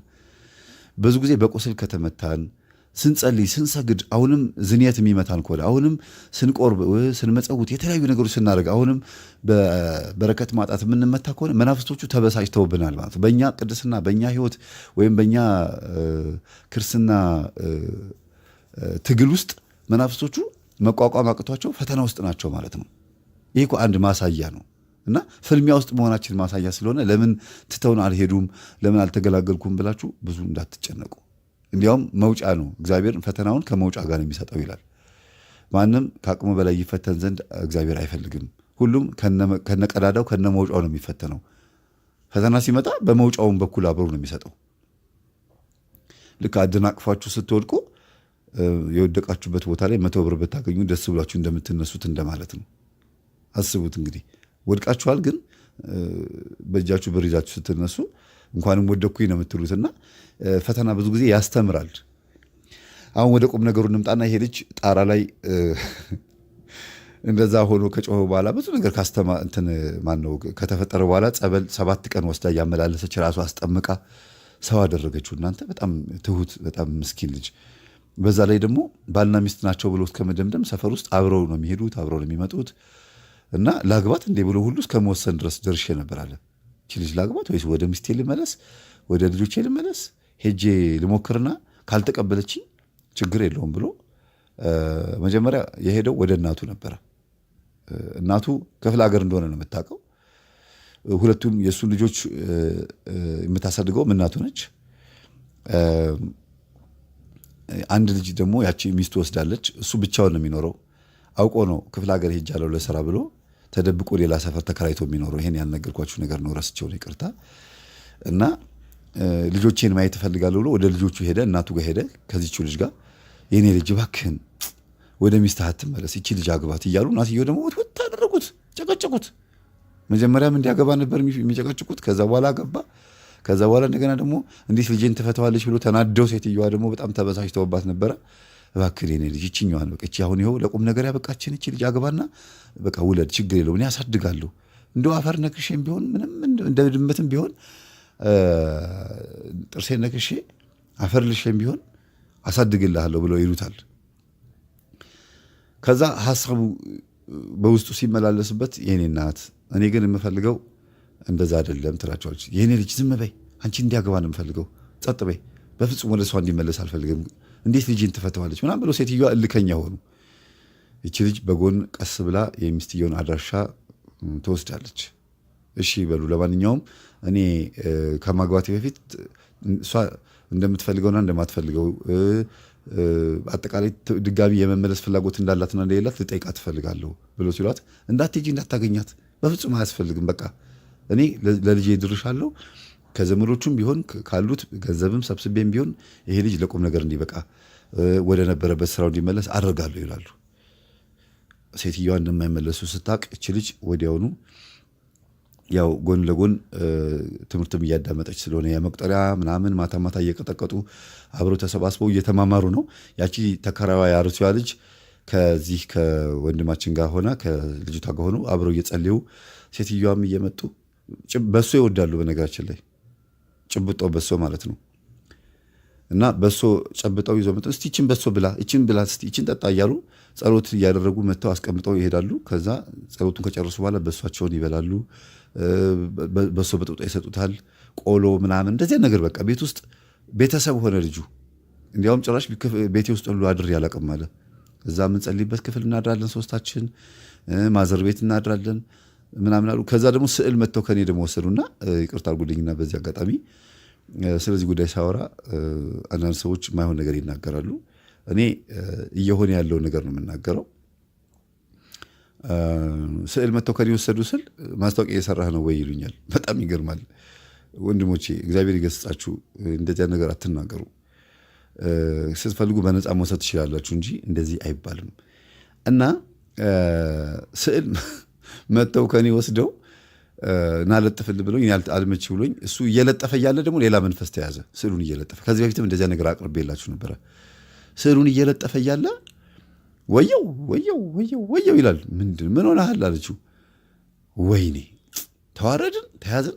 ደግሞ ዛሬ እኛ ተረኛ ሆነን ተደብቀን እንደገባ እዚህ ቤት እንደተከራየ ሮጠን የተደበቅነው እዚህ ቤት ውስጥ ነበር አሉ መናፍስቶቹ። የትኛው ቤት? ሴትዮዋ ቤት እንዳይያዙ እዛ እዚህ ሲሉ አንዴ ጣራ ላይ አንዴ ኮርኒስ ላይ አንዴ በቃ ሲደበቁ ሲዘዋወሩ ቆይተው መናፍስቶች መጨረሻ ላይ ተያዙ። እንዴት እዚህ ቤት ገባችሁ ሲባሉ ተሳስበን ነው። እዚህ ቤት ውስጥ ሌሎች መናፍስቶች አሉ። አባትየው እንግዲህ የሉም በሕይወት የልጅቷ አባት የዛ የግቢው ባለቤት አባት ሞተዋል። እና በጎች እየሞቱ ሲያስቸግሯቸው በጎቻቸው እንዳይሞቱባቸው አንዳንድ ነገር አድርገው ነበረ። መጨረሻ ላይ ግን ለበጎቹ ብለው ያመጡት ችግር ነው እሳቸው ላይ ያረፈባቸው። ይህንን ሴትዮዋም ይናገራሉ። በዚህ ምክንያት ነው እቺኛዋ ልጅ መንፈሳዊ የሆነች ወደ ቤተክርስቲያን መሄድ የጀመረችው። አባትየው ሲሞቱ እያላዘኑ ነው የሞቱት ነው የተባሉ። ምንድነው ማላዘን ሲባል ይሄ መቃተት፣ የሆነ ድምፅ ሴቃ ድምፅ እያሰሙ ነው የሞቱትና የሆነች ቃላት ተንፍሰዋል። ለበጎች ብዬ ያልኩት ለራሴ የሆነብኝ እያሉ እየተናገሩ ነው የሞቱት ነው የተባሉ።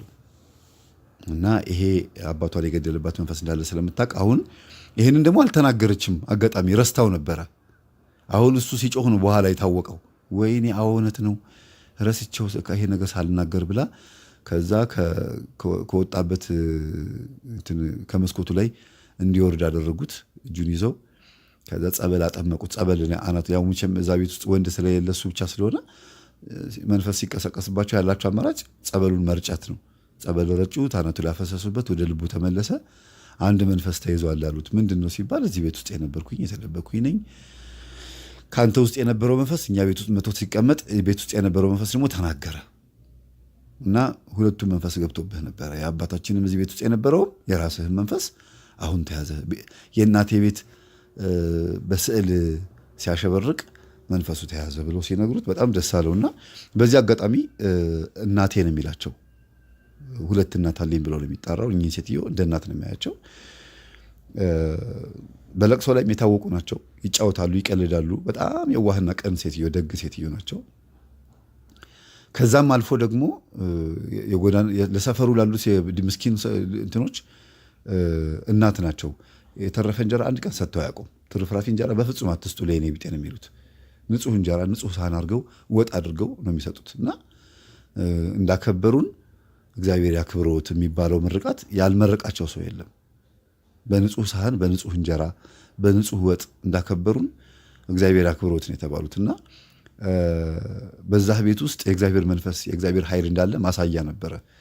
መናፍስት የሚያዙበት መጨረሻ ላይ እንዲያውም ጭራሽ በህብረት የሚጸለይበት ቤት ሁሉ ሆኖ የአጎት አክስቶቻቸው ልጆች ሁሉ መጥተው ተሰባስበው መጸለይ ጀመሩ። እዛ ቤት ውስጥ ያደየ ቤት መንፈስ ይይዛል እየተባለ እሳቸው ቤት ሲመጡ ማይጮህ የለም።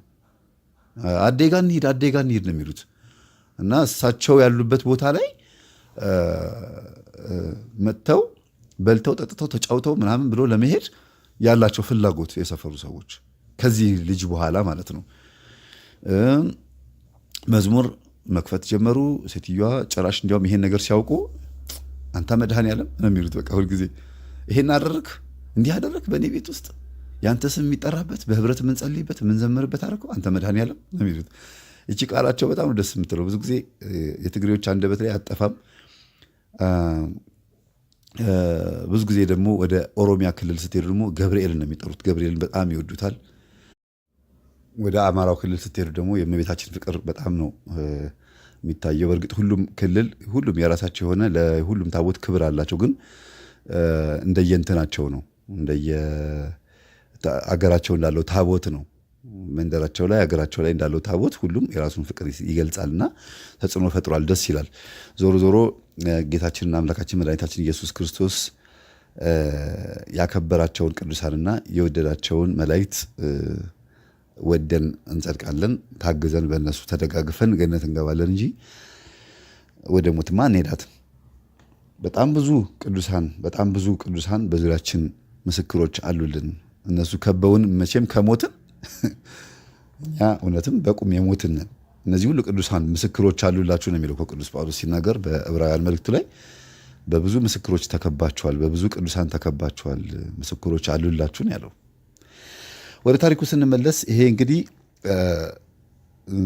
ተንኮታክቶ መውደቁ ደግሞ ማነው ከመስሪያ ቤት መባረሩ ሁለተኛ ጉዳይ ነው። መጀመሪያ ያልኳችሁ በምግብ ውስጥ በሚያገኛቸው እንከኖች ትዳሩን ማጣቱ ነው። ሁለተኛ ደግሞ ከመስሪያ ቤት መባረሩ፣ ሶስተኛ ድቁስቁስ ብሎ አንገቱን ደፍቶ እዛ ሰፈር ውስጥ መኖሩና የኔ የሚለው ሰው የሚቀርበው አለመኖሩ ነው። አራተኛና መጨረሻ ላይ መልሶ ወደ ሚስቱ እንዳይታረቅ እናቱ ፈተና መሆናቸው ነው። እናቱ ላይ ሆኖ መንፈሱ በጣም ነው የተፈታተነው። የእርግማኑ መንፈስ እናትየው ላይም ጭምር ያለ ነው የሚመስለው። እንዳያገባት በጣም ተፈታተኑት። ግን ይቺ ልጅ ጎበዝ ናት፣ አደንቃታለሁ በጣም ብዙም ባትሄድ ወደፊት ብዙም ባትገፋም ማለቴ ነገሩን እስከ ጥግ ልታደርግ ባትሞክርም ግን ልጁን ገፋፍታ ሄዳ እንዲታረቅ አድርገው መጨረሻ ላይ ነው። ምክንያቱም ቤቱን ልታውቅ አልቻለችማ። የሚስቱን ቤት ልታውቅ ስላልቻለች እሱ ላይ ነው ስራ መስራት ያለባትና ሂድ ሞክር፣ አልቀበልህም ካለችህ አገባሃለሁ አይዞህ አለችው። ከዛ በዚህ ተነጋግረው ፍቅር ግን እንዳይዝህ ከኔ በፍጹም እንዳትናፍቅ ምን እንዳትል ሌላ ችግር እንዳትፈጥርብኝ ደግሞ ከታረቅ በኋላ ብለው ሄዶ ሚስቱን ለመታረቅ ምንም አማላጅም አላስፈለገው፣ ማንንም አልጠየቀም። 2 ጊዜ ሚስቱ ጋር ሄደ። 2 ጊዜ ሚስቱ አልነበረችም ቤት ውስጥ የለችም እያሉ መለሱት። በእርግጥ ነበረች፣ ግን የመጣበት ምክንያት አልገባትም። ከርቀት ግን ስታየው ሰውነቱ ጉስቁል ብሎ ከስቶ እንደዛ መንምኖ ስታየው በጣም አዝና ደንግጣ 3ኛ ቀን ላይ ተመልሶ ሲመጣ ልታገኘው ወጣች። እሷ ስትናገር ነው እንግዲህ የምነግራችሁ። እሷ 2 ቀን ሙሉ ከርቀት አይቸው የለችም በሉ ብዬ ነበረ ከርቀት አይቸው። ከዛ 3ኛ ቀን ላይ ሲመጣ ግን በጣም አሳዝነኝ አለች። በጣም ሲያሳዝነኝ ወጣሁኝና ምን ፈልገህ ነው ብዬ በቁጣም እንኳን አልተናገርኩትም። ስሜቴ ሁሉ ፊቴ ላይ ይነበብ ነበረ። ምን ፈልገህ ነው? ምን ሆነህ ነው የመጣኸው? ምን ሆነህ ነው እንደዚህ ሰውነት ያለቀው ብዬ ስናገረው እንደምትወጂኝ እኮ አውቃለሁ ብሎ ንቃጎ ሳመኝ አለች። እና ያው አንዳንድ ጊዜ ገንፍሎ የሚወጣ ፍቅር አለ። አልፈልግም ብሎ የፈታት እሱ ራሱ ስለሆነ እሷ ትዳሯን እየፈለገች ስለሆነ በብዛት ችግር የፈጠረባት እሱ ስለሆነ ያው የሰነበተ ፍቅር ነበረ። ተያይዘው ወደ ቤት ገቡ። በዛው ቀን እዛውን ያደረው አድር ያለው ብሎ ተናገረ። በሚቀጥለውም ቀን በ3ኛውም በ4ኛውም ቀን እንዴ አንተ በዛው ጠቅልለ ገባህ እንዴ እያሉ የቀለዱበት የገጠመውን ነገር ሁሉ እየነገራት ያለውን ነገር ሁሉ እየነገራት መንፈሱ ተያዘ እኮ ይልሽ እንደዚህ ሆኜ ሲላት ከዛ ልጅቷ ማየት ፈልጋለሁ አለችው። አንቺ ማትቀበይኝ ከሆነ እሷ ልታገባኝ ነበር የተነጋገር ነው። ሂድ ካልተቀበለችህ ተመልሰህ ና እኔ ጋር ብላኛለች። ግን አንቺ ጋር እንድታረቅ 100% ዋጋ የከፈለችው እሷ ነች። ብቻ ልጅማ ማየት ፈልጋለሁ ብላ መጣች ራሷ። ተያይዞ መጥቶ ከዛ ባለቤቴን ስለሰጠሽኝና ስለመለስሽልኝ አመሰግናለሁ እና እሱን የመላመድ ፍቅር ወይም ደግሞ ከኔ ፍቅር እንዳይዝህ ተጠንቀቅ ብለሽ እንዳልሽው አንቺ ፍቅር እንዳይዝሽ ተጠንቀቂ። ምክንያቱም በጣም ጥሩ ስብዕና ያለው ሰው አድርገሽ ቀርጸሽ ስለሰጠሽኝ ይሄንን ባህሪውን ከቀረጽሽው በኋላ ስለሆነ ወደ እኔ አስረከብሽኝ አይምሮሽ ላይ እንዳይጻፍብሽ ስትላት እኔ ፍጹም ወንድሜ ነው ችግር የለውም ትዳር እናቴ እንዲህ ስለምትፈልግና እሱም ደግሞ አይኑን ጣል ስላደረገብኝ እንጂ እኔ ምንም ችግር የለውም። መጀመሪያ የወደድኩት እኔ ነኝ፣ ግን መንፈሳዊ ፍቅር ይበልጣል ብዬ በመንፈሳዊ ፍቅር ነው አሳልፌ ሁሉ ነገር ለእግዚአብሔር አሳልፌ ሰጠሁት። ለእኔ ደግሞ አይጠፋም ምናምን፣ ለእኔ ደግሞ ምንም የሚጠፋ ነገር የለም እግዚአብሔር ያስብልኛል። ጊዜ ለወንድሜ ላገባሽ አለቻት። ከዛ ተሳሳቁና ወንድምሽ ትዳር ይፈልጋል? አዎ። ምን አይነት ሰው ነው? እኔ እንግዲህ የእግዚአብሔር ሰው ነው የምፈልገው። እኔ መልካም ነገር እፈልጋለሁ። እግዚአብሔርን ደግሞ በጸሎት እየጠየቅኩት ነው እና ቀስ ብለን እንነጋገራለን። በእናትሽ ለወንድሜ ላጋባሽ። ለወንድምሽ ካጋባሽኝማ ወደ ቤተሰብ ተጠጋሁ ማለት ነው። ብርቀው አይሻልም ባለቤትሽን አለቻት። አሃ እውነትሽን ነው፣ ይቅርብኝ ታዩ እንዲያውም ትቼዋለሁ አለቻትና እዛው ተሳሳቁ። እና የእግዚአብሔርን ፈቃድ ስለፈለገች ብቻ በዚህ ምክንያት መቼም ሴቶች ቅጽበታዊ ዘዴ ጎበዞች ናቸው ብዬ የምናገረው ከመሬት ተነስቼ አይደለም። እንዲህ ያሉ በጣም ፈጣን የሆኑ ምላሾችን በመመለስ አንዳንድ ነገሮችን አይነ ጥላ ተከላክሎባት ነው ብላችሁ እንዳታስቡ። ለምን ልጅቷ በጣም እርግጠኛ ናት። በህልሟ አንድ መልከ የሆነ ሰው ማንነቱን ግን የማታውቀው ሰው እየታያትና እግዚአብሔር የእሱን ጊዜ እንድትጠብቅ እየመከራት እንደሆነ ነው መረዳው እኔ ከነገረችኝ አንጻርና በታረቁበት ቀን የአሩሲዋ ልጅ ጎበዟ ክርስቲያን ማለት ነው ይችኛዋ እናትየዋ ከነ ልጃቸው ይሄ ባለታሪካችን ሚስቱ ሆነው የማማከር አገልግሎት ፈልገው እኔ ጋር መጡ። አንድ ላይ ተሰባስበውና ዛሬ የመጣ ነው ገጠመኝ ልንነግርህ ነው አሉኝ። ሁላችሁም አዎ። ከዛ ኢንተርቪው ያደረግኳቸው በራስህ ድምፅ አቅርበው አሉኝ እና ሴትዮዋ እናትየዋ ማለት ነው ለዚህ ነገር አስተዋጽኦ ያደረጉት እሳቸው እንደሆኑ ስነግራቸው አይ ካልክማ እሺ ምን ችግር አለው ሸልመኛ አሉኝ። እሺ ችግር የለውም እሸልሞታለሁ ብዬ አንድ የቤተ ክርስቲያን ስዕል አለ ቤት ውስጥ ውጭ ሀገር ልትሄድ የነበረች ሴትዮ ረስታው መንፈስ አስረስቷት ይመስለኛል ገዝታ ምን ብላ ተጠቅልሎ ተቀምጠው 2 ወር ሙሉ ቁጭ ያለ የተጠቀለለ የመድኃኔዓለም ስዕል ነበረ እና ማዘር ይሄንን እንኩ አልኩና ሰጠኋቸው። እኔ ዝም ብዬ ነው እንደተጠቀለለ እሱን ስዕል እስቲ አምጪው ብዬ ሰጠኋቸው። ሲፈታ ዋይ የምወደውን ታቦት ሰጠኸኝ አሉኝ። ወይ የኔ እናት መድኃኔዓለምን ይወዱታል አልኳቸው። እንዴ ታዲያ እሱን ያልወደድኩ ማን ልወድ ነው? ለነገሩ በትግራይ ክልል አፋችሁ ላይ መድኃኔዓለም ነው የሚመጣው፣ አንደበታችሁ ላይ ራሱ ስትጠሩት ደስ ይላል ምናምን ብዬ እያወራን ምን እያለን ስዕሉን ሰጥቻቸው በጣም የሚገርም እኮ ነው። ሄደው እቤት ደርሰው ደወሉልኝና አጋጣሚ ስልክ ክፍት ነበርና ስዕሉን እኮ ታክሲ ውስጥ ረስተነው ወረድን አሉኝ። በስመ አብ ወወልድ ወመንፈስ ቅዱስ ምን አይነት ነገር ነው ብዬ እንግዲህ ስዕሉ ላይ ስልክ ቁጥር ከኋላ ጽፌበታለሁ። ማዘርዬ በዚህ ስልክ ቁጥር ደውሉና ይሄን ስዕል እቤት ውስጥ ፍሬም አለኝ አሉኝ። ለፍሬሙ የሚበቃ ካልሆነ ስዕሉ እቀይርሎታለሁ በሌላ የመድኃኔዓለም ስዕል እና ደውሉልኝ በዚህ ብዬ ከኋላ ስልክ ቁጥር ጽፌበት ነበረ። የእግዚአብሔር ስራ እኮ ነው የሚገርመኝ፣ የሚያስቀኝ አንዳንድ ጊዜ ከአይምሮ በላይ ሲሆንብኝ በጣም ይገርመኛል። ስዕሉን ታክሲ ውስጥ ረስተውት ወረዱ፣ ግን ስዕሉ ለበጎ ነበረ። ስዕሉን ያገኙት ረዳቱና ሾፌሩ ነበሩ። ይህን ስዕልማ ቤቴን መለጥፈው ይላል ረዳቱ። አይ ጋቢና ነው ረስተው የወረዱት፣ ጋቢና ውስጥ ነው የተገኘው የኔ ስዕል ነው ብሎ ሁለቱ ተከራክረው እጣ ይጣጣላሉ። እጣ ሲጣጣሉ ለረዳቱ ይደርሰዋል። ረዳቱ ስዕሉን ወስዶ ቤቱ ሲለጥፈው እናትየዋ ስዕሉን ከመለጠፉ በፊት እያዩት ነበር። ስዕሉን አገላብጠው እስቲ በእናትህ ይሄ ስዕል ቆንጆ ነው፣ ለመድኃኔዓለም ለእህቴ ደግሞ ሌላ ስዕል ስልክ ቁጥር ከኋላ አለው ደውልለት ይላሉ። ከዛ ሲደውል ስዕል ታክሲ ውስጥ አግኝተን ነበርና እንደዚህ ነው ሲል ጊዜ ልጄ ወንድሜ ያልኩት ስዕሉ እናንተ ቤት የገባው ለበጎ ነው። አየህ ደውለህ ሌላ ተጨማሪ ስዕል ፈልገህ ነው የደወልከው፣ ግን ለበጎ ነው እናንተ ቤት የገባው፣ ይሁን ችግር የለውም ውሰዱት። ግን ሴትየዋ በጣም በሚገርም ሁኔታ በጣም ስዕሉን ረስተው በመግባታቸው በጣም ተናደው ነበረ። ግን ይሄንን ነገር እነግራቸዋለሁ። ስልክ ቁጥር የውልንካ ደውልላቸውና ስዕሉን ከፈለጉ መውሰድ ይችላሉ፣ ስዕሉን ልስጦት እና እኔ ሌላ ስዕል ከሱ ወስዳለሁ ብለህ ንገራቸውና ብትሰጣቸው ደስ ይለኛል አልኩት። ኧረ ይመች ችግር የለውም መጥቼ ወስዳለሁ፣ ብቻ ቦታህን ንገረኝ አለኝ። ቦታውን ነገርኩት። እኔ ሱቅ መጥቶ ስዕል ወሰደ፣ ለራሱ ማለት ነው። ግን ለሴትዮዋ ያንን ስዕል መልሶ ሰጣቸው። በተዘዋዋሪ መንገድ ለራሱ ስዕል ፈልጎ ሌላ ተጨማሪ ለጎረቤት ላክስት ነው ለምናምን ፈልጎ ሲደውል ስዕሉ ተገኘ ማለት ነው። እና መድኃኔዓለም ለሚወዱት መልሶ ቤቱ መግባቱ አይቀርምና በጣም ነበር ያዘንኩት አሉ። ተናድጄ ነበር አሉ። ይሄ ስዕል ቤቴ ሳይገባ ጭራሽ ደግሞ ከሁሉ ያናደዳቸው ምንድን ነው እኔ መድኃኔዓለምን እንደምወደው ሳልነግረው ራሱ አውቆ የመድኃኔዓለም ስዕሉ ሲከፈት የመድኃኔዓለም ስዕል ሆኖ ተገኝቶ እንዴት ከእጄ ወድቆ ይጠፋል ብለው ተናደዋል። እኔ ራሴ ሲከፈት ስዕሉ የመድኃኔዓለም መሆኑ መገኘቱ ገርሞኛልና በተዘዋዋሪ መንገድ ሴትዮዋ ጋር ይሄ ስዕል እንዲገባ ተፈልጓል። ከዛ በኋላ የተፈጠረው ነገር ነው ደግሞ የበለጠ በጣም የሚያስደንቀው። ስዕሉ መጥቶ ከተለጠፈበት ጊዜ ጀምሮ ቤት ውስጥ የአይጥ ማዕት ተተረማመሰ፣ ትርምስምስ አለና ለካ ያ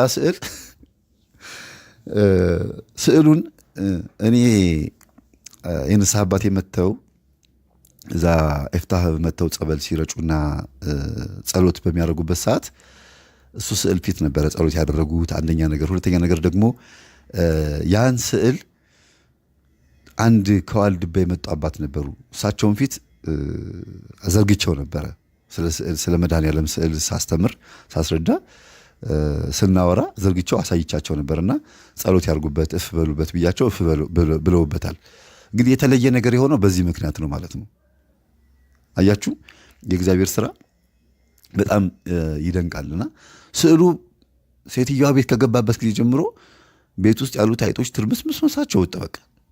እና ጸበል እየረጩ ስዕሉን እዛም አንዴ ጓዳ፣ አንዴ ሳሎን፣ አንዴ መኝታ ክፍል እያደረጉ እየሰቀሉ ቤቱን አጸዱት። አይጥ ማለት ምን ማለት መሰላችሁ? መተት ማለት ነው። አይጥ ማለት ድግምት ማለት ነው። ሰላቢ ማለት ነው። ከጎረቤት የሚላክም በአይጥ ላይ ተደግሞ የሚላክ የሰላቢ መንፈስ ኳለ። እኔ እንኳን ባልበላው እንጀራውን አይጧ ግን ሄዳ የቤቱን እንጀራ ትብላ፣ መሶቡን ትብላ ተብሎ የሚላክ መንፈስም አለ። ብዙ ሰዎች አይጦች እንጀራ ስለሚበሉ መሶቡን በልተው ከዛ እንጀራ ውስጥ ገብተው አበላሽተው የሚሄዱ ነው የሚመስላቸው። የሰላቢ መንፈስ ብዙ ነው። አንደኛ እንጀራውን አሻግትባቸው ተብሎ በአይጥ ይላካል፣ በበረሮ በምናምን በብዙ ነገር ይላካል። ሁለተኛ ነገር ደግሞ እንጀራው ከላይ ጀምሮ እስከታች ድረስ በአይጥ ይቦደሳል ወይ መሃል ላይ ይቀደዳል። ሌላ ደግሞ በአይጥ ብቻ ብዙ ነገር አለ። በእንስሳት በድመት በውሻ የማይደረግ ነገር የለም። ብቻ የዞሮ ዞሮ የሰላቢ መንፈስ ነው። ምን ታደርጋላችሁ እናንተ እንደዚያ ነገር ሲያጋጥማችሁ? ጸበል ቤቱን መርጨት፣ ከዛ ጸሎት ማድረግ፣ ዕጣን ማጠን። ቤት ውስጥ ዕጣን አታጥኑ የሚሉትን ተዋቸው፣ አትስሟቸው። ይሄን ችግር የለውም። ዕጣን ማለት እኮ መልካም መዓዛ ያለው የቤተ ክርስቲያናችን የሰጠችን መልካም መዓዛ ያለው አንድ የተቀደሰ ዕቃ ማለት እንጂ ይሄን ያክል የክርስቶስ ሥጋና ደም ቤታችን ገብቶ እንዴት ነው ዕጣን ቤት አይግባ የሚባለው? ደሞስ ቆርበን ቤት የምንገባ ከሆነ ተከትሎት ማዕጠንቱ ይመጣል እንጂ ወደ ቤት ሌላ ምን ይደረጋል? ምንም ማለት አይደለም። ቤቱን እንዲያውም ለመቀደስ ይጠቅማል። ቤቱን ለመባረክ የአይነ ጥላን ክፉ የሆነ ጠረን ለማስወገድም ይረዳል እንጂ ሌላ ምንም ችግር የለውም። እና ይሄንን አድርገው ሴትዮዋ ተገላግለዋል በተዘዋዋሪ መንገድ። ልጁ ከሚስቱ ጋር እንዴት ወደ ቤቱ እንደተመለሰ ልንገራችሁ። ከሚስቱ ጋር ሲመለስ ሁለት ተቃውሞ ገጥሞታል። አንደኛ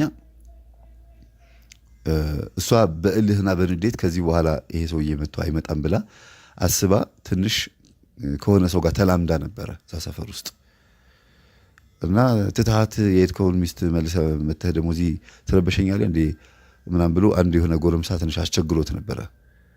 እና ስነ ስርዓት አድርግ፣ የልጆቼ እናት ነች፣ መልሼ ታርቂያታለሁ፣ አርፈህ ተቀመጥ፣ አለበዚያ ከባድ ችግር ውስጥ ነው የምትገባው ብሎ ሲነግረው አልሰማ ሲለው ወደ ፖሊስ ሄዶ ተናግሮ ፖሊስ መጥቶ ቤት ድረስ ነው አስጠንቅቆ ስነ ስርዓት አድርግ፣ ታርቀዋል፣ በቃ አርፈህ ተቀመጥ። ተጣልተው ከዛ ታረቁ፣ ሌላ ነገር የለም። እሷም መስሏት ከአንተ ጋር ተላመደች። ከዛ በኋላ ባሏ ሲታርቀት ወደ ልጆቹ አባት ተመለሰች፣ ሌላ ነገር የለም። ይሄ ነገር ድጋሚ አሁን ችግር እፈጥራለሁ ብትል ችግር ውስጥ ነው የምትገባው። ሪከርድ ተይዞ ባህል ተብሎ በዋስ ተፈታ። እንደገና ደግሞ ወደ አዲስ ቤት ተከራይተው ሲወጡ፣ ሌላ ቤት ማለት ነው ተከራይተው ሲወጡ ከዚህ በፊት አበድሮት የነበረ ሰው ስልክ ቁጥር አግኝቶ ሲደውልለት ጭራሽ ካሁን በኋላ ከደወልክ ትጎዳለህ ነው ያለው። ገንዘብ አበድሮታል። ገንዘቡን ነው የጠየቀው፣ የራሱን ገንዘብ ነው የጠየቀው ይሄ ልጅ እና ጉዳት ሊያደርስበት ሞክሮ ነበረ። ሰው ልኮበት ጉዳት ሊያደርስበት ሞክሮ ነበረ። ግን ያው አይነ ጥላው ውስጥ ያለው መንፈስ እየተበቀለ ሊያጠቃው መሞከሩን እንጂ የሚያስበው ይሄ ልጅ እዛኛው ሰውዬ ላይ ቂም አልያዘም። እግዚአብሔር ይቅር ብሎታል። ንስሐ ገብተው ስጋው ደግሞ ለመቀበል የበዓለ ሃምሳ ይለፍና የሰኔ ጾም መግቢያ ላይ እንቆርባለን ብለው ቀጠሮ ይዘዋል። አሁን ወደ ነበሩበት ህይወታቸው እግዚአብሔርን ይዘው ከድህነት ጀምረዋል። አሁን የሰላቢ መንፈስ ወይም የሰላቢ ገንዘብ አባቱ ላይ የነበረው ገንዘብ እጁ ላይ የለም ማለት ነው። ከዜሮ ሊጀምር ነው ማለት ነው። አያችሁ፣ ያ ሁሉ ሀብት ያ ሁሉ ንብረት አለቀ፣ ተንኮታኮተ። ከዛ በኋላ አለን የምንለውን ነገር ካልጨረስን እግዚአብሔር አይጀምርም የሚባለው ለዚህ ነው። እኛ ብዙ ጊዜ ለመዳን ብዙ ነገር እንሞክራለን፣ ግን አለኝ ብለን የምናስበው ለመዳን የሚጠቅመውን ነገር በሙሉ ተጠቅመን መጨረሻ ላይ ተስፋ ስንቆርጥ ነው እግዚአብሔር ጋር የምንመጣው። አንተ ነህ ተስፋዬ ስንለው አሁን ከመጣችሁማ ችግር የለውም ብሎ ደግሞ እሱም ቸር ነው ይቀበላል እጁን ዘርግቶ። አሁን እንግዲህ የሰኔ ጾም መግቢያ ላይ እንቆርባለን ብለው ቀጠሮ ይዘዋል። ቀኖናቸውን ኦልሬዲ ጨርሰዋል። ልጆቻቸውን በድህነት ሊያሳድጉ፣ እናትየውም ደግሞ ከባድ ፈተና ሆነውበት ነበር። እንዲያውም ሶስተኛ ፈተና ማለት ይቻላል። ግን ከሆነ ይሆን እንግዲህ ምን ይደረግ፣ ተመልሰሽ ከመጣሽ ከገባችሁማ ምን ችግር አለው ብለው ልክ ልጃቸው እንዳላጠፋ እኔ እፈታዋለሁ ብላ እሷ እንዳለች አድርገው ነው የሚያስቡት የነበረው አይምሯቸው ላይ የተጻፈው። እማዬ ግን አስተውለሽዋል? ግን ይሄ እኮ የኔ ችግር እኮ ነው፣ እኔ ነኝ እኮ ልፍታሽ ያልኳት፣ አልፈልግም ብያልኩት እኔ ነኝ፣ ለምንድን ነው ጠምደሽ ያዝሻት ብሎ እናቱን ቀስ ብሎ አረጋግቶ ነው ወደ መስመር ያመጣቸው። በዚህ ውስጥ የእግዚአብሔር ስራም አለ ብዬ ነው የማስበው። ምንም እንኳን እኔ አንድ ቀን አግኝቻቸው አንድ ቀን ብቻ ያገኘኋቸው ቢሆንም የጸሎት ክፍል ልሰራላቸው ወደ ቤታቸው ስመለስ ነው ድጋሚ ያገኘኋቸው። ጎረቤቶቻቸውም አዲስ ናቸው፣ ጓደኞቻቸውም አዲስ ናቸው። ሁሉ ነገር አዲስ ነው። እግዚአብሔርን ማውቆታል። ሚስቱም ብዙ የገባት ነገር አለ። እንዲያውም ጭራሽ ከሁሉም በልጣ ብሳ ነው የተገኘችው። አሁን እነዚህ እቺ የድሮ ጓደኛዋን ሁሉ የማንት የድሮ ጓደኛ አልኩኝ፣ ይቺ አዲስ የመጣችዋለች ለቁም ነገር ያበቃችዋለች ሁሉ ቤት እየጠራቻት ጓደኛዋ ሁሉ አርጋታለች። ብንቀራረብ ነው የሚሻለው፣ በርቀት ጥሩ አይደለም ብዬ አስቤ አቀረብኳትና ከዛ በኋላ ግን እግዚአብሔርን ይቅር በለኝ፣ እሷ ይሄን ሁሉ መስዋዕትነት ከፍላ እንደዚህ ባሌን ካስረከበችኝ እኔ እንዴት ለምን እጠራጠራታለሁ? ስብዕናዋንና መንፈሳዊነት ይብለጥ ብዬ ስብዕናዋንና መልካምነቷን ነው እንጂ ማየት ያለብኝ ገና ለገና ባሌን ትቀማኛለች ብዬ ማሰብ የለብኝም ብዬ ራሴን አስተካክዬ አሁን ጓደኛ አድርጊያታለሁ። ንጹህ እህታችን ነች፣ የሁለታችንም እህት ሆናለች እና በጣም ነው የማከብራት። በዚህ አጋጣሚ ንገርልኝ ብላ ያለችኝ ነገር ምንድን ነው? አክባሪሽ ነኝ፣ አድናቂሽ ነኝ። በጣም የምትወጂውን ሰው ለእውነት አስረክቦ መስጠት በጣም ከባድ ነው፣ ለህሊና ይከብዳል። እውነት ማለት ልጆቹና እኔ ነን። እኔ ስትል ሚስቱ ማለት ነው። እኔ ሚስቱ፣ ትክክለኛ ሚስቱና ልጆቹ ነው። እውነት ማለት ትክክለኛው የቀደመው ህይወቱ እንጂ እኔ አይደለሁም ብለሽ በማሰብሽ በጣም አክባሪሽ ነኝ ብላ መልእክት አስተላልፋለች። ይህንን ገጸ ባህሪ ተላብሳችሁ እየኖራችሁ ላላችሁ ትክክለኛ ለሆናችሁ ወንድምና እህቶቼ ይሁንላችሁ፣ መታሰቢያነት ማለት ነው። የዚህ ገጠመኝ አሳልፎ መስጠት በጣም ደስ እንደሚል የተማርነው ከክርስቶስ ነው። ራሱን ነፍሱን አሳልፎ ሰጠ፣ ስለ ሰው ልጆች ራሱን አሳልፎ ሰጠ የሚለው ፍቅር ሲማርከን ነው፣ ሲገባን እኮ ነው የምናውቀው። እማ ፍቅር እመቤታችን ቅድስት ድንግል ማርያም ልጇን አሳልፋ ሰጥታ ህይወት እንድናገኝ የፈቀደችው እናትነቷም ለእኛ እንዲሆን አምላክነቱም ለእኛ እንዲሆን በአንድ ድንጋይ ሁለት ወፍ እንድንሆን ነው። ግን ደግሞ የመጣውም ደግሞ ለዚሁ ዓላማ እንደሆነ በልቧ ሁሉ ነገር ትጠብቀው ነበረ ስለሚል መጽሐፍ ቅዱስ ቀድማ ሁሉ ነገር ስለምታውቅ ይኩነኒ በከመ ትቤለኒ፣ እንደ ቃልህ ይደረግልኝ ይሁንልኝ ብላ አምና ተቀብላ ከክርስቶስ ቀጥሎ ደግሞ ዮሐንስን ልጅ አድርጋ እኛም ልጆቿ ሆነን ያው እስካሁን አለን እና ዮሐንስን ደግሞ አሳልፎ የሰጠን በዮሐንስ ውስጥ እኛ ስላለን ነውና አሳልፎ መስጠት በጣም ጥቅም አለው። መጥምቁ ዮሐንስም ደቀ መዛሙርቶቹን ለክርስቶስ አሳልፎ ሰጠ። ዲያብሎስም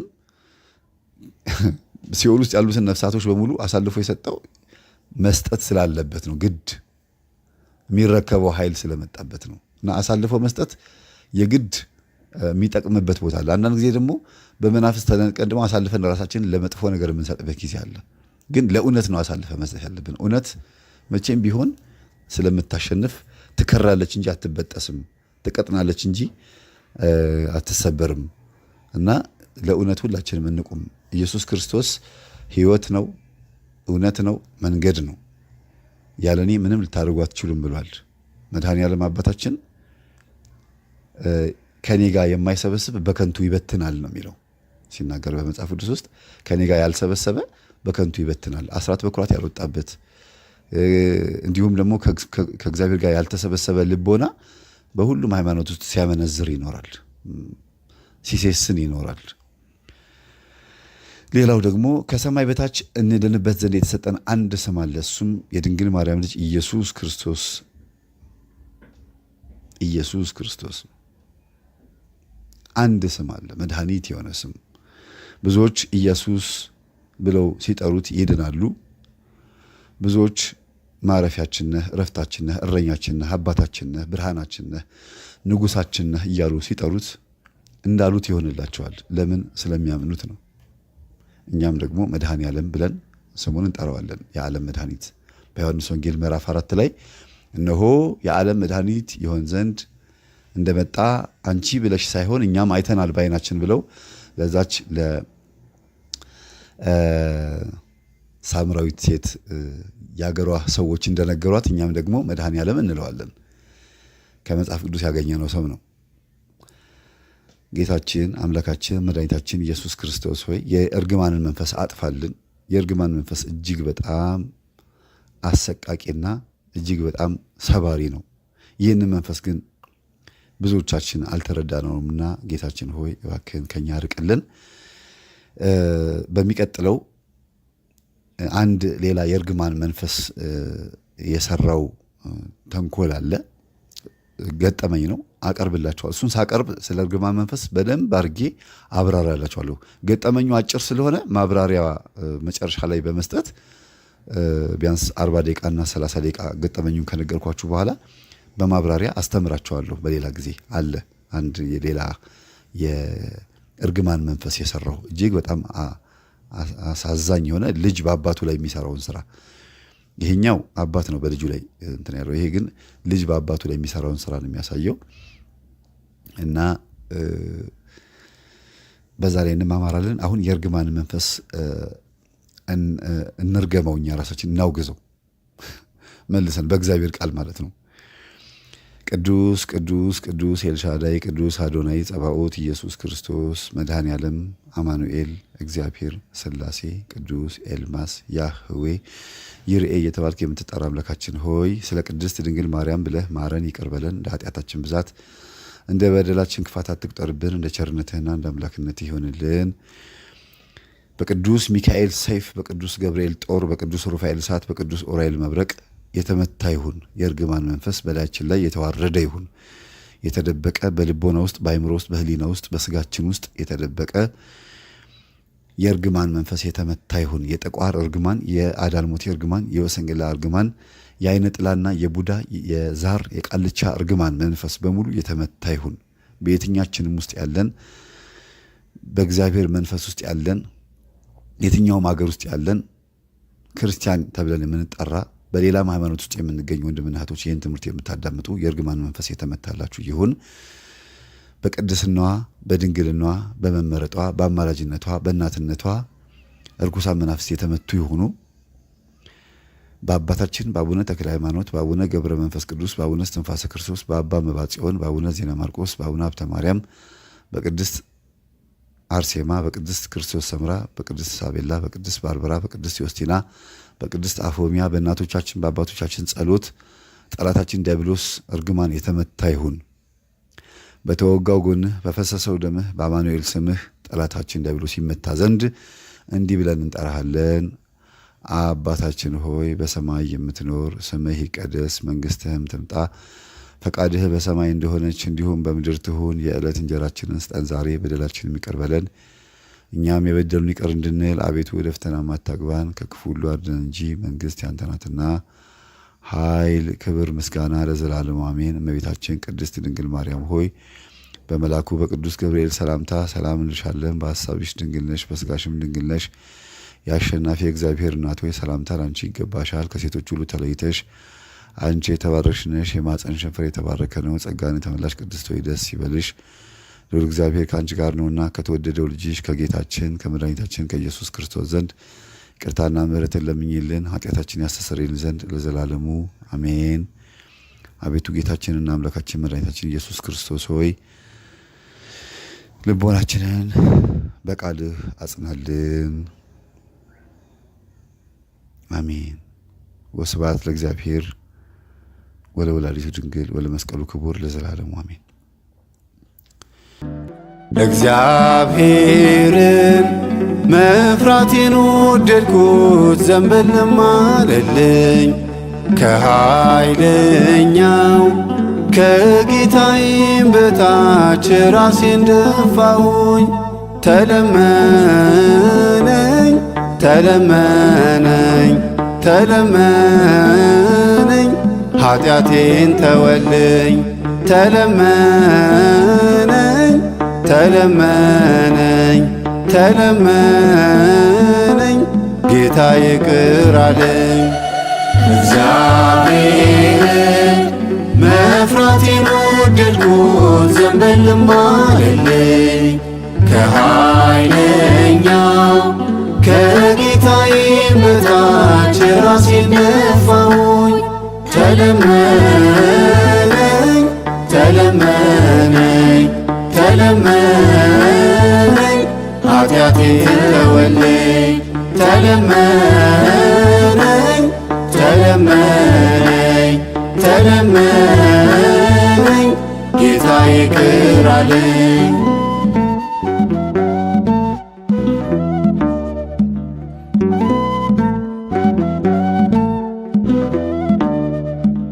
ላመስግን ጌታ ተለመነኝ፣ ለክብር ላሸብሽብ ተለመነኝ። አንተን መርጫለሁ ተለመነኝ፣ በፍቅር ልሰብሰብ ጠላት እንዳይከበኝ። በፍቅር ልሰብሰብ ጠላት እንዳይከበኝ። እግዚአብሔርን መፍራቴን ወደድኩት ዘንበልም አለልኝ ከኃይለኛው ከጌታዬም በታች ራሴን ደፋሁኝ። ተለመነኝ ተለመነኝ ተለመነኝ ኃጢአቴን ተወልኝ። ተለመነኝ ተለመነኝ ተለመነኝ ጌታ ይቅር አለኝ።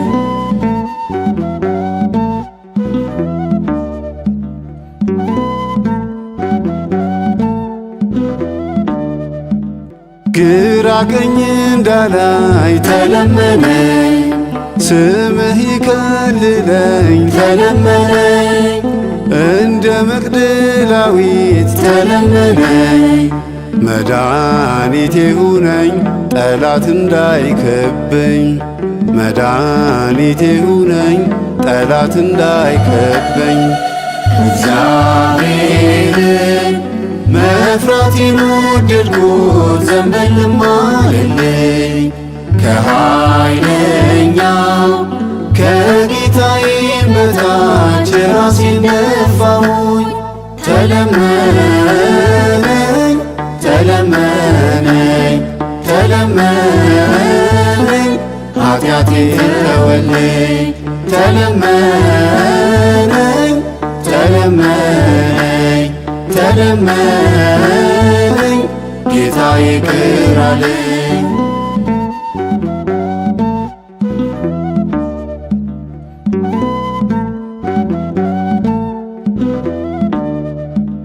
መክሊቴን ባርክና ተለመነኝ፣ ቃልህን ልፈጽም ተለመነኝ። ልብ ስጠኝ ጌታ ተለመነኝ፣ ሕይወቴ እንዳይጨልም ጠላት እንዳይከበኝ። ሕይወቴ እንዳይጨልም ጠላት እንዳይከበኝ። እግዚአብሔርን መፍራቴን ወደድኩት ዘንበልም አለልኝ ከኃይለኛው ከጌታዬም በታች ራሴን ደፋሁኝ። ተለመነኝ ተለመነኝ ተለመነኝ ኃጢአቴን ተወልኝ። ተለመነኝ ተለመነኝ ተለመነኝ ጌታ ይቅር አለኝ።